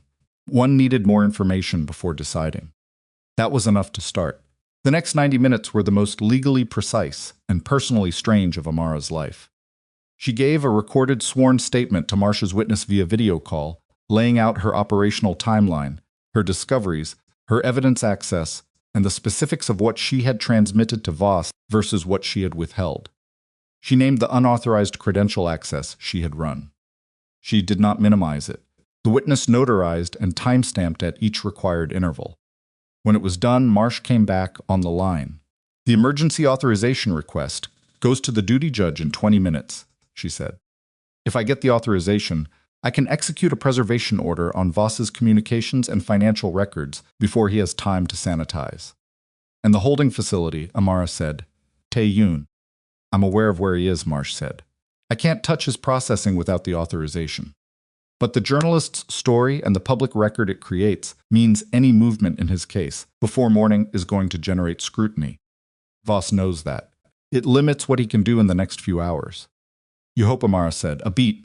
Yes, Marsh said. I hope. She paused. Get some rest if you can. The next 12 hours are going to require you to be functional. She hung up. Farr sat at the laptop in the spare operational apartment and listened to the city outside and felt the specific exhaustion of someone who had been running on pure decision-making adrenaline for 4 hours and had just entered the waiting phase, which was always harder than the moving phase, because the moving phase consumed the fear and the waiting phase let it reconvene. The monitoring feed showed the journalist's stories spreading. Tae-yoon's name, the meatpacking case, questions about the evidence. She thought about him, walking out the front of Nocturn with his hands raised. In the rain. In the specific deliberate posture of someone who had calculated that public surrender was more protective than resistance. The Korean crime boss, who was not what she had come here to find, and was not what the file had described, and was not entirely what he had presented himself as either, but who had, at the moment it mattered most, used his 11 available minutes to get people out rather than himself. She was still thinking about that when the monitoring feed flagged a new alert. The federal holding facility on West Street, a vehicle convoy. Unscheduled transfer authorization. Logged 40 minutes ago before the journalist's story, before the public record, before the visibility that was supposed to make this harder. Voss had pre-staged it, just like the raid authorization. Just like everything else. He had known this was a possibility and had the paperwork ready before tonight had even started. The convoy had departed the facility 22 minutes ago. She was on her feet before the alert finished loading. Because 22 minutes in a federal transport vehicle moving through New York at 3 a.m. on unscheduled authorization was already significant distance, and distance was the variable she could not allow to grow any larger, because a man in an unmarked vehicle heading toward an undisclosed secondary location at Voss's direction was not a man who was going to emerge from that vehicle in the condition he had entered it. and she had 5 people already dead to understand exactly what Voss was willing to do when the situation required it. She looked at the monitor. The convoy route was not logged. Unscheduled transfers didn't require public route documentation. She had no GPS on Taiyun, no direct line to the facility. The lawyer Su Min had contacted would not be permitted access during an authorized transfer. The journalist's story was public, but a public story did not physically stop a vehicle moving through the city. She thought he surrendered publicly to make himself harder to disappear. Voss found a way around it. Of course he did. He has been 3 steps ahead on every single move, and he had the paperwork ready, and I did not account for the paperwork being ready. She thought, I have to find that convoy. She grabbed the laptop and the phone and went to the door and found the man who had driven her here sitting in the kitchen, with coffee he had apparently made at some point, reading something on his phone with the patient calm of someone experienced at waiting. I need to find a federal transport convoy that left West Street 22 minutes ago on an unscheduled transfer authorization, she said. Heading unknown. I need cameras, toll infrastructure, DOT traffic monitoring, anything your network has access to that covers movement out of that part of Lower Manhattan. He looked at her over the phone, set it down. That's not a small request. I know, she said. It will take... How long, she said. He thought, 15 minutes to pull the DOT access. Maybe 20. 15, she said, please. He was already on his phone before she finished the sentence. She stood at the window and looked at the city, the pre-dawn dark, the movement of light through the grid, the enormous, indifferent mechanical functioning of everything, and pressed her scraped palm flat against the glass, and felt the specific cold of it, and made herself breathe, because the next 15 minutes required her to be functional, and not to be the thing she was currently feeling, which was the specific quality of fear that comes, not from danger to yourself, but from the understanding that someone else is in danger, because of choices you made, and time you didn't have, and paperwork you didn't know existed. 15 minutes. The man came back to the doorway with his phone held toward her, screen showing a DOT traffic camera grid of Lower Manhattan, and said, I've got visual on a 3-vehicle convoy, 2 SUVs, 1 transport vehicle crossing the Manhattan Bridge toward Brooklyn 11 minutes ago. Brooklyn, not New Jersey, not upstate. Brooklyn, which meant a secondary facility, or a private location that Voss had prepared, and which meant the bridge crossing was documented in DOT records, which meant she had a direction and a window that had not yet fully closed. She looked at the screen, at the convoy, at the timestamp on the DOT feed, which showed the bridge crossing at 3:14 a.m.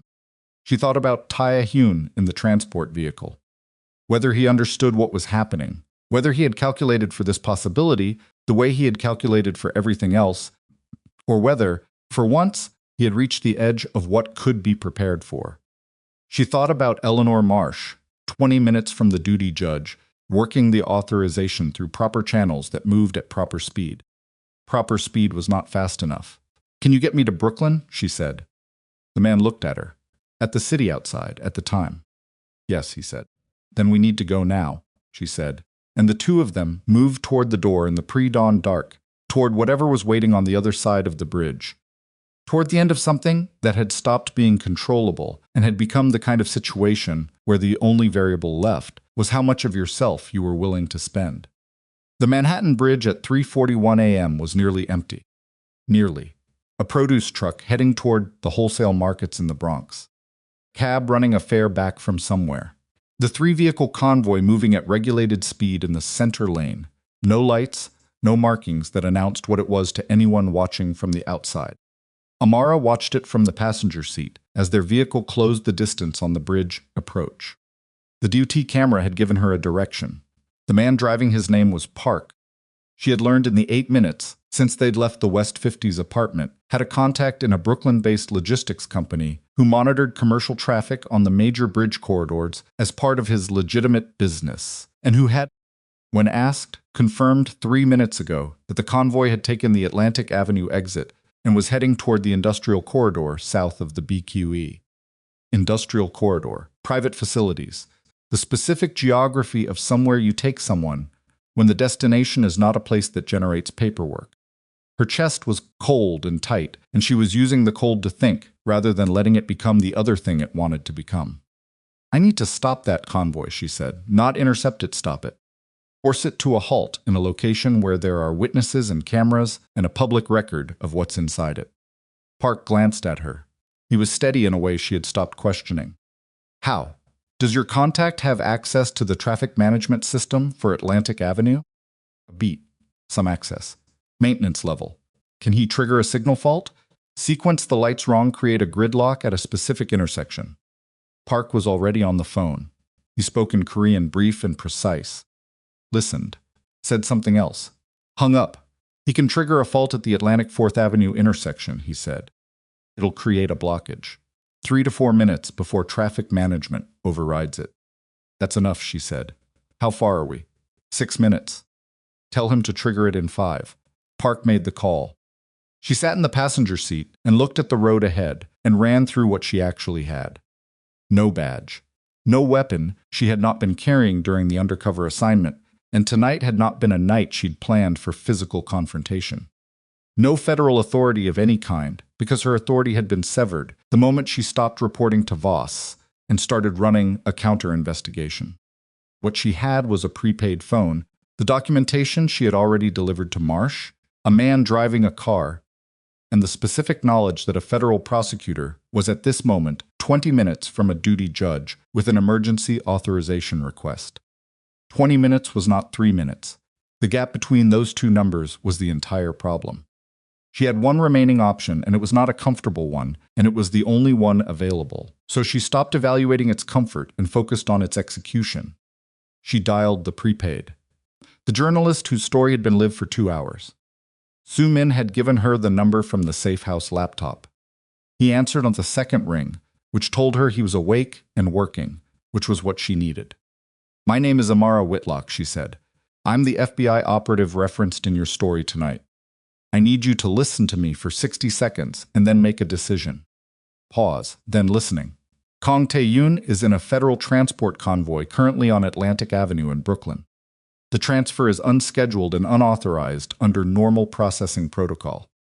The handler who authorized it is the subject of an emergency investigation by SDNY prosecutor Eleanor Marsh. If that convoy reaches its destination, a man who is material to a major federal corruption case disappears from public accountability, and everything your story reported tonight becomes significantly harder to prosecute. She paused. I need you at the Atlantic 4th Avenue intersection in the next 4 minutes. With a camera. If you're within range, the story you get will be bigger than anything you filed tonight. The pause this time was shorter than she expected. I'm in Carroll Gardens, he said. That's 6 blocks. Move, she said. He hung up. Park said, without taking his eyes off the road, that was either very smart or very dangerous. Both, she said. Both is what we have. The traffic fault triggered as they came off the Atlantic Avenue exit. She could see the effect from 3 blocks back. The intersection had gone to simultaneous green in multiple directions, a gridlock blossoming in real time as vehicles from 4 approaches committed to the crossing and found no space to complete it. Horns. The specific chaos of an urban traffic system briefly losing its organizing logic. And in the middle of it, boxed by the gridlock, 3 vehicles. 2 black SUVs and a transport van, stationary. Park pulled to the curb half a block back. Here, he said. She was out of the car before it fully stopped. She walked toward the convoy the way she had walked through Nocturn on closing nights with purpose and without announcement, moving at the pace of someone who was exactly where they were supposed to be. The drivers of the SUVs were visible through windshields, looking at the intersection blockage with the particular frustration of people whose operational timeline had just been disrupted. She went to the transport van. The rear doors were locked from inside with a federal security latch that required an electronic key from the exterior panel. She knew the panel configuration from training. She also knew that the panel had an emergency override that was accessible without the key, designed for exactly the scenario where transport personnel needed to exit or enter rapidly in an unplanned situation, and that the override required a specific sequence that was classified, but that she had memorized from the same training module that had taught her to recognize the surveillance device behind her baseboard panel. She ran the sequence. The latch released. She pulled the door. 2 federal transport officers inside, both looking at her with expressions that moved rapidly from surprise to alarm. Tae-hyun, seated and restrained with transport cuffs attached to the bench anchor, looking at her with an expression she would spend time processing later, when there was time, but which, in this moment, she registered simply as he had not expected this, and he was not entirely sure it was real. Federal investigation, she said to the transport officers. The words came out with the specific authority of someone who had spent years having them believed, even though the badge that had backed them no longer existed in any operational sense. This transfer is under review by Sadney. I need you both to step out of the vehicle. The first officer, younger, less experienced, responding to the command register rather than the specifics, began to move. The second caught himself. I need credentials, he said. Call Eleanor Marsh, Amara said. Estinwai. Right now. Call her and ask her to confirm that Corbin Voss's transfer authorization for this vehicle is under emergency review. You have the number. She held his gaze. Call her. Beat. He reached for his radio. She heard from behind her the sound of a car door. Then footsteps. Quick, she turned. Voss. He had been in one of the SUVs. She had not accounted for him being in the convoy personally because operational protocol for handlers didn't include personal participation in transport that was beneath the authority level and too traceable. Except Voss was standing 8 feet from her on a Brooklyn street at 3:50 a.m. with an expression that had abandoned all of its professional composure and was something rawer and more immediate underneath. He had a weapon drawn, not pointed at her, at his side, but drawn, which changed every calculation in the immediate vicinity. Step away from the vehicle, he said. Her hands went up. Slowly, not from fear, from the specific intelligence of someone who understood that the next 30 seconds were the variable that everything depended on, and that the variable required her to be present and deliberate, and not make any motion that gave him a reason to accelerate. Corbin, she said his name, not his title, his name. She had not called him by his first name in 3 years of working relationship, and she watched him register that, watched something flicker in his face that was briefly human before it closed back down. There is a journalist 30 seconds from this intersection. Whatever you do in the next 30 seconds is going to be on camera. You don't have anything, he said. Whatever you gave Marsh. The chain of custody anomalies are federal records, she said. They don't come from Tae-Yoon's organization. They come from federal evidence intake logs. You cannot make those disappear because they already exist in a system you don't fully control. His jaw was tight. She could see it from here. You have no idea how many systems I control. Daniel Cho, she said, his face moved just slightly. The kind of movement you don't make when a name doesn't mean anything. Perennial secure solutions, she said. The 2 stalled investigations. Park Sung-jin in San Francisco, the graduate student. She kept her voice level and her hands where they were, and watched him absorb each item. And the Thursday women. 2 of them are currently providing statements to Marsh's investigators about their direct experience with Cho's operation and its federal protection. Started 40 minutes ago, the weapon at his side shifted. Not raised, but the grip changed. She saw it. She also saw, past his left shoulder, a figure moving through the gridlocked traffic with a phone held up, courting the journalist. Voss didn't see him yet. This is done, she said, quietly. Just to him the record exists. It's in Marsh's hands and in federal intake logs, and now on that camera behind you. What you do right now is the only part of this you have any control over. He turned his head, saw the camera, saw the phone, saw the journalist standing between 2 gridlocked vehicles with the specific physical stillness of someone who has found the story of their life and is not moving until it's fully documented. Something happened in Voss's face. She had profiled enough people to know what it looked like when the internal calculation finished running and arrived at a number that no longer supported the position being held. It wasn't defeat exactly. It was the specific moment when a person understands that the structure they have been operating inside has been compromised past the point of maintenance. He lowered the weapon, not dropped it, lowered it. She let out the breath she had been holding in careful increments and brought her hands down and looked at him across 8 feet of Brooklyn Street in the pre-dawn dark with the gridlock noise around them and the camera recording and everything that had happened over the past 9 weeks between them like a physical weight. We're good, he said quietly, almost to himself. I recruited you because you were good. I just didn't think you were this good. She didn't respond to that, because there wasn't a response that served any useful purpose, and because what she felt about that sentence was complicated enough that expressing any part of it would take more of herself than she could spend right now. He set the weapon on the hood of the nearest vehicle. Stepped back, put his hands up. Park was at her shoulder.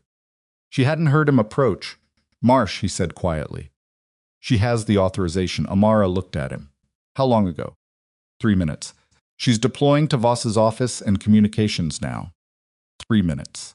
The authorization had come through while she was standing on this street, making Voss remember that she was the thing he had built and not accounted for. The timing had that quality that was not luck exactly, but was the specific consequence of enough people making enough right decisions under enough pressure in a compressed enough window. The transport officers, who had been watching all of this with the expressions of people whose situation had moved significantly past their training, were on their radios now. She could hear the word Marsh, the word SDNY, the words emergency authorization. She looked at the transport van. At Taeyun still inside it, watching through the open doors. She climbed in and sat across from him. The transport officers didn't stop her. They were too busy managing the situation outside to manage the situation inside. His hands were cuffed to the bench anchor. His face was composed in the way she had come to understand, was not the absence of emotion, but the deliberate management of it, the same thing she did, in different degrees, which was perhaps why she had been able to read it from the beginning. "You found the convoy," he said. "DOT cameras and a contact with logistics access," she said. He looked at her. Something moved in his expression. "Are you hurt?" The scraped palm. She had forgotten about it. "No," she said. "Marsh has the authorization," he said. Not a question. "Yes, Voss outside." He lowered the weapon. Pause. His hands were still in the cuffs, which was an absurdity she would have noted with different energy in a different moment. "The women," he said. "The ones from Thursday. 2 of them are already providing statements," she said. "Safe. Suman had them out before the breach." He nodded once. The particular nod of someone crossing an item off a list that has been running in their head under significant pressure, and the crossing off of that item is more relieving than they had anticipated. "Good," he said. Just that. They sat in the back of a federal transport van on Atlantic Avenue in Brooklyn, while the situation outside reorganized itself around the new architecture of the night, and neither of them said anything for a moment.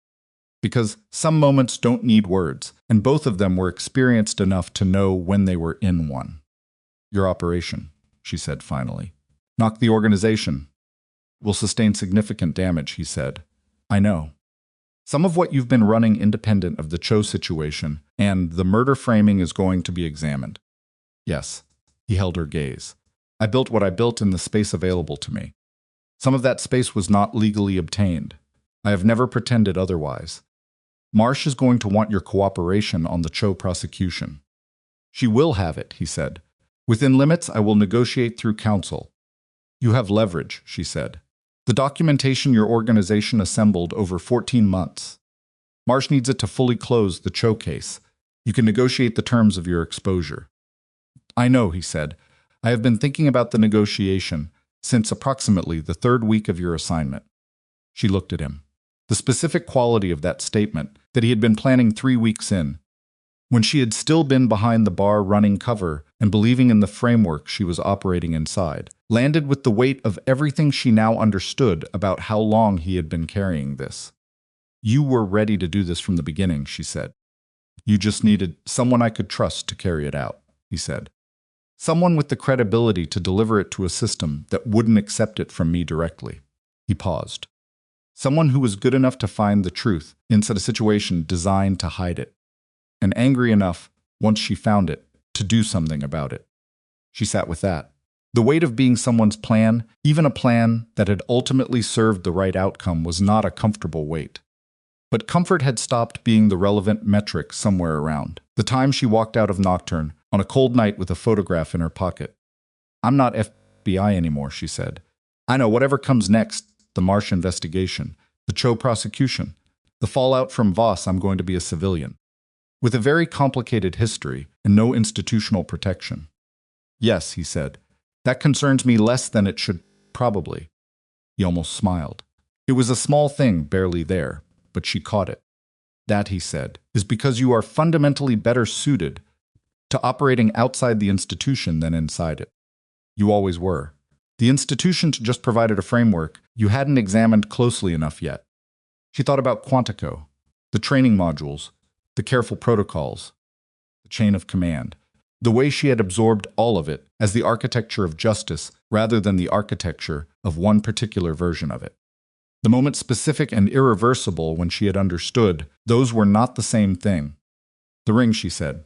He raised an eyebrow. We are in the back of a federal transport vehicle. I know, she said. That's not.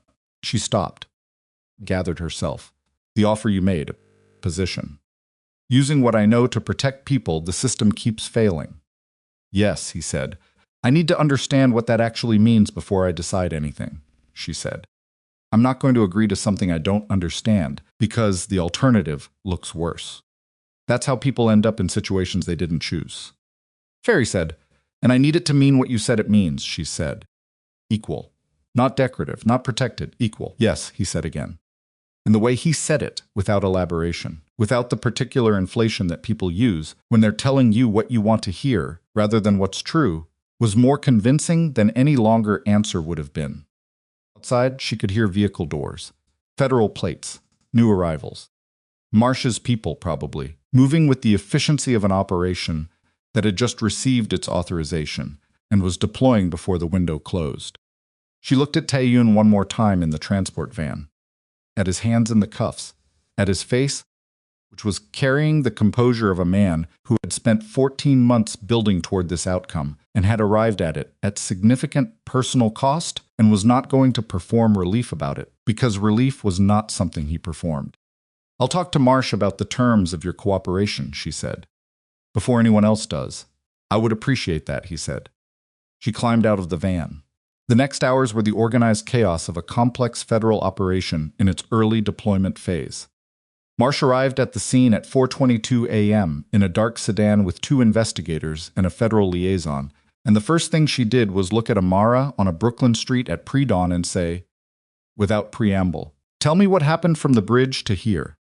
Amara told her. Concise, sequenced, complete.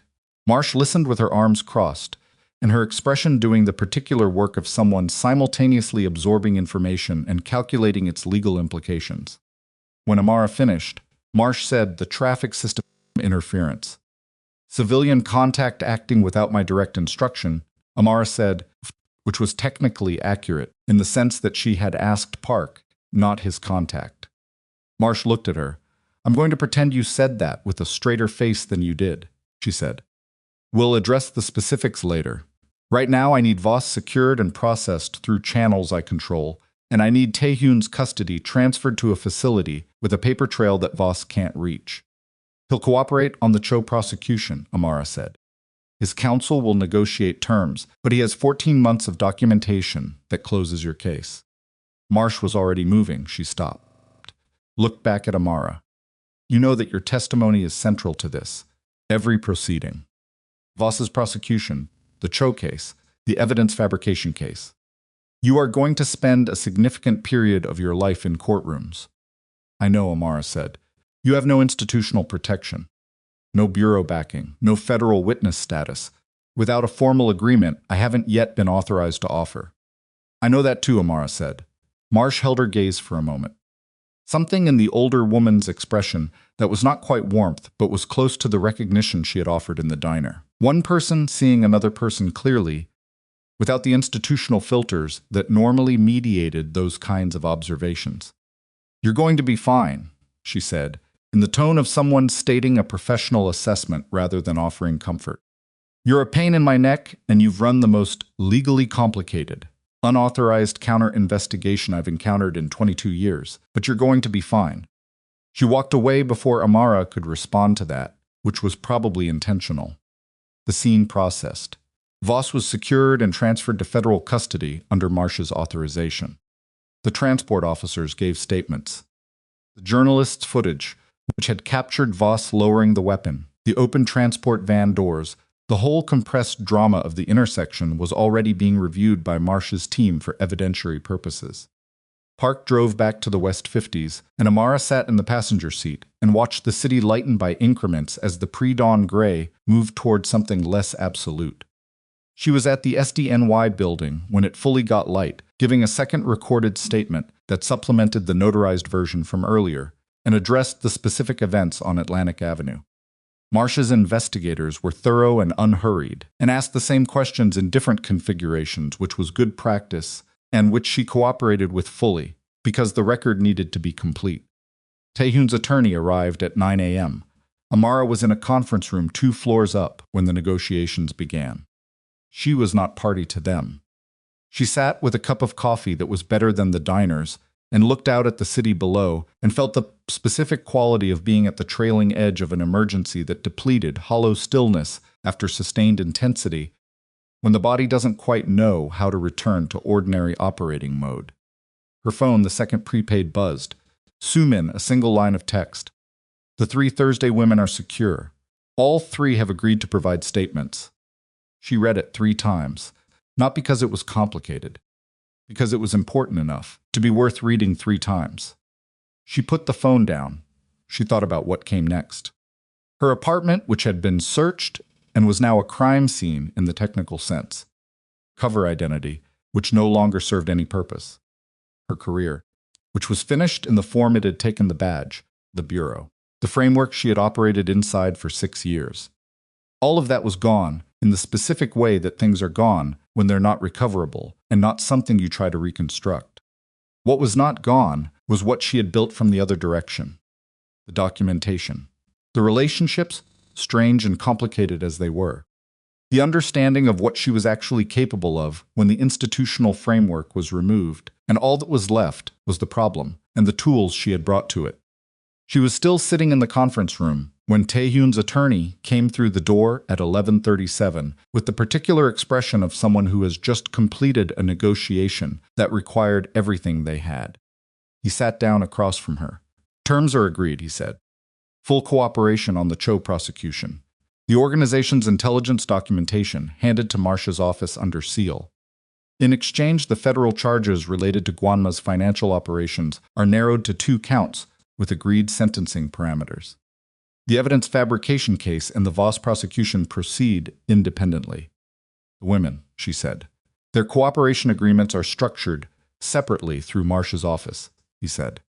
Taehoon's agreement does not touch their arrangements. His instruction was explicit on that point. She nodded. He has a message for you, the attorney said. He slid a folded piece of paper across the table. She opened it. The handwriting was the same clean, compact hand as the note she had found under the speed rail at Nocturn, the location and time that had taken her to the consulting office on West 22nd Street, the beginning of the working alliance that had ended on a Brooklyn street in the pre-dawn dark. 3 words, an address, a time. The address was in a part of Lower Manhattan she knew.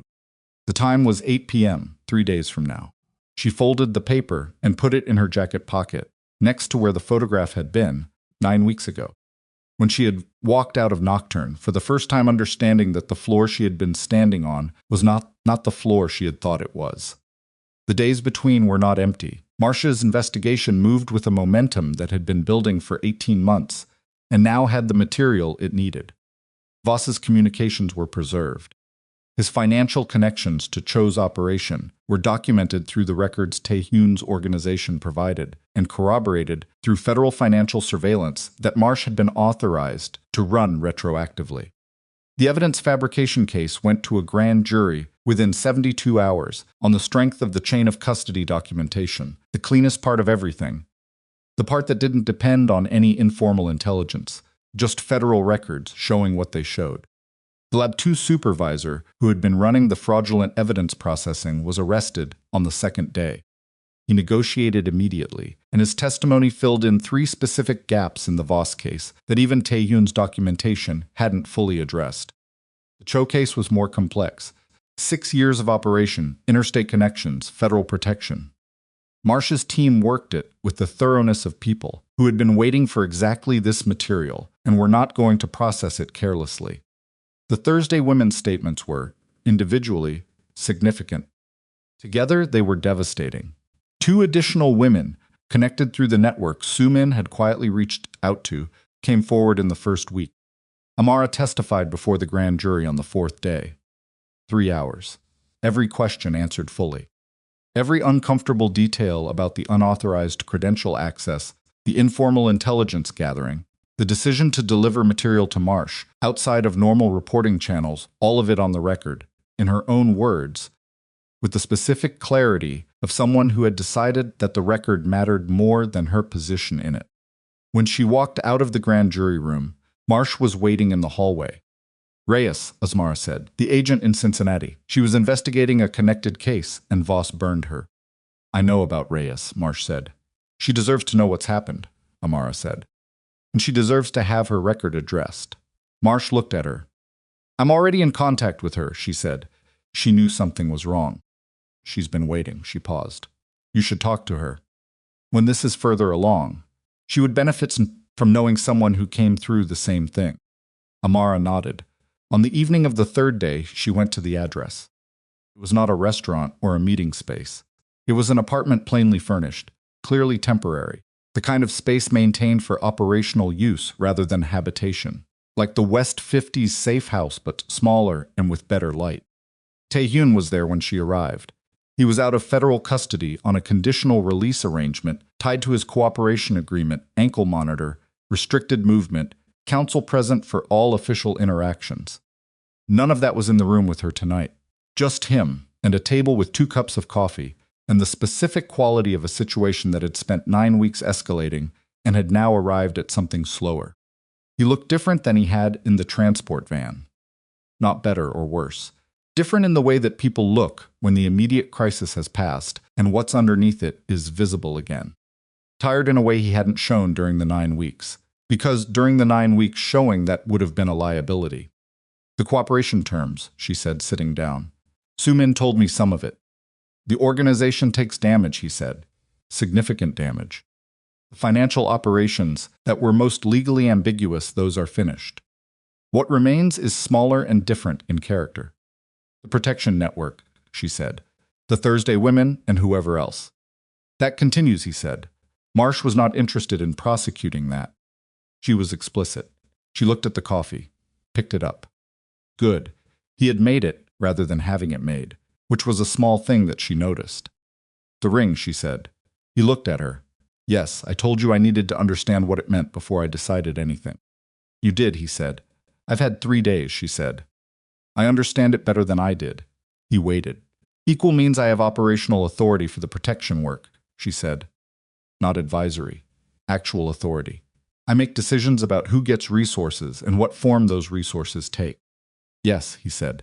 And I am not connected to the parts of the organization that I would be prosecutable for, she said. Not for ethical convenience. Because it has to be structurally real, not just asserted. Already structured that way, he said. As of 2 days ago. She looked at him. You were confident. I was hopeful, he said, which was different from his usual register and landed accordingly. There is a distinction. She set the cup down, looked at the table. At her scraped palm, which had healed to a thin scar line she would have for a while. At the city visible through the window, doing its vast indifferent work in the early evening dark. If I do this, she said, I am permanently on the other side of a line I spent 6 years standing on the authorized side of. Yes, he said. You're asking me to trust that the work on this side is worth that. I'm not asking you to trust anything, he said. I'm showing you what exists and telling you what I can offer, and letting you decide with complete information, which is more than was ever done for you by the institution you came from. That landed cleanly, she let it. He reached into the inside pocket of his jacket, set a small box on the table between them, did not open it. Did not push it toward her, just put it there, in the space between the 2 coffee cups, and looked at her. She looked at it, then at him. The oath, she said. The mutual protection. The absolute loyalty.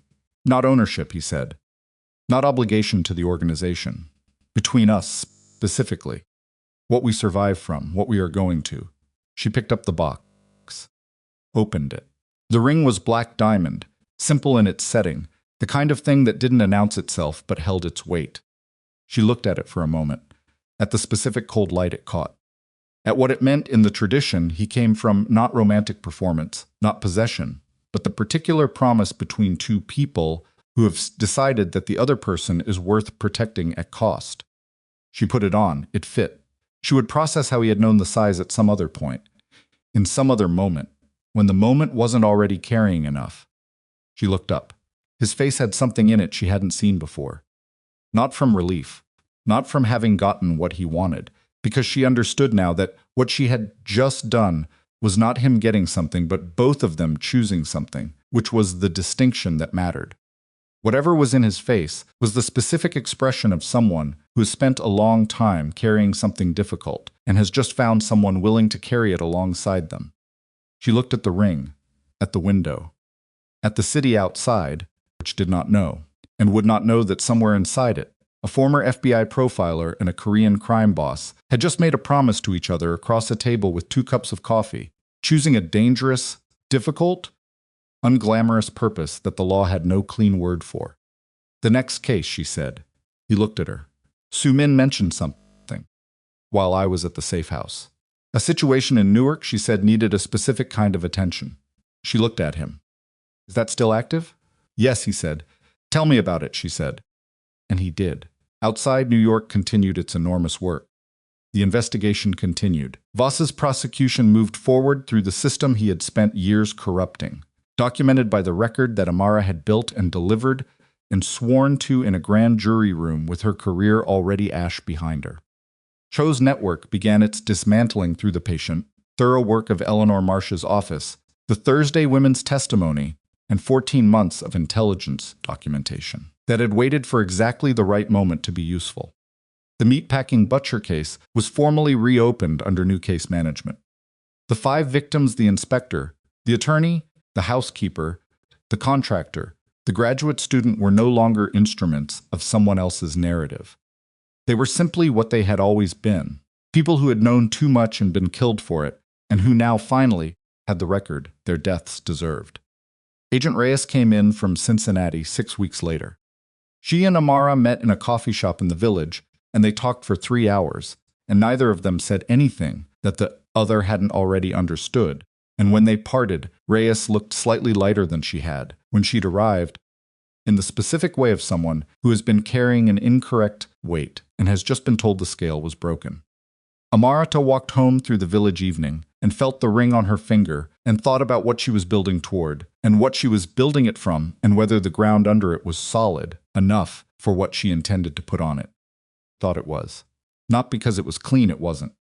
Not because it was safe, it wasn't that either. But because it was honest in a way the previous architecture had not been, and because the person she was building it with had demonstrated, under the specific pressure of everything that had happened, exactly who he was when there was nothing left to perform. That was enough. It was the most you could ask of anyone in the end. She turned up her collar against the evening cold and walked on, carrying the weight of everything she had become, and the purpose she had chosen it for, into a city that was still searching for the woman she used to be and had not yet met the one she was now.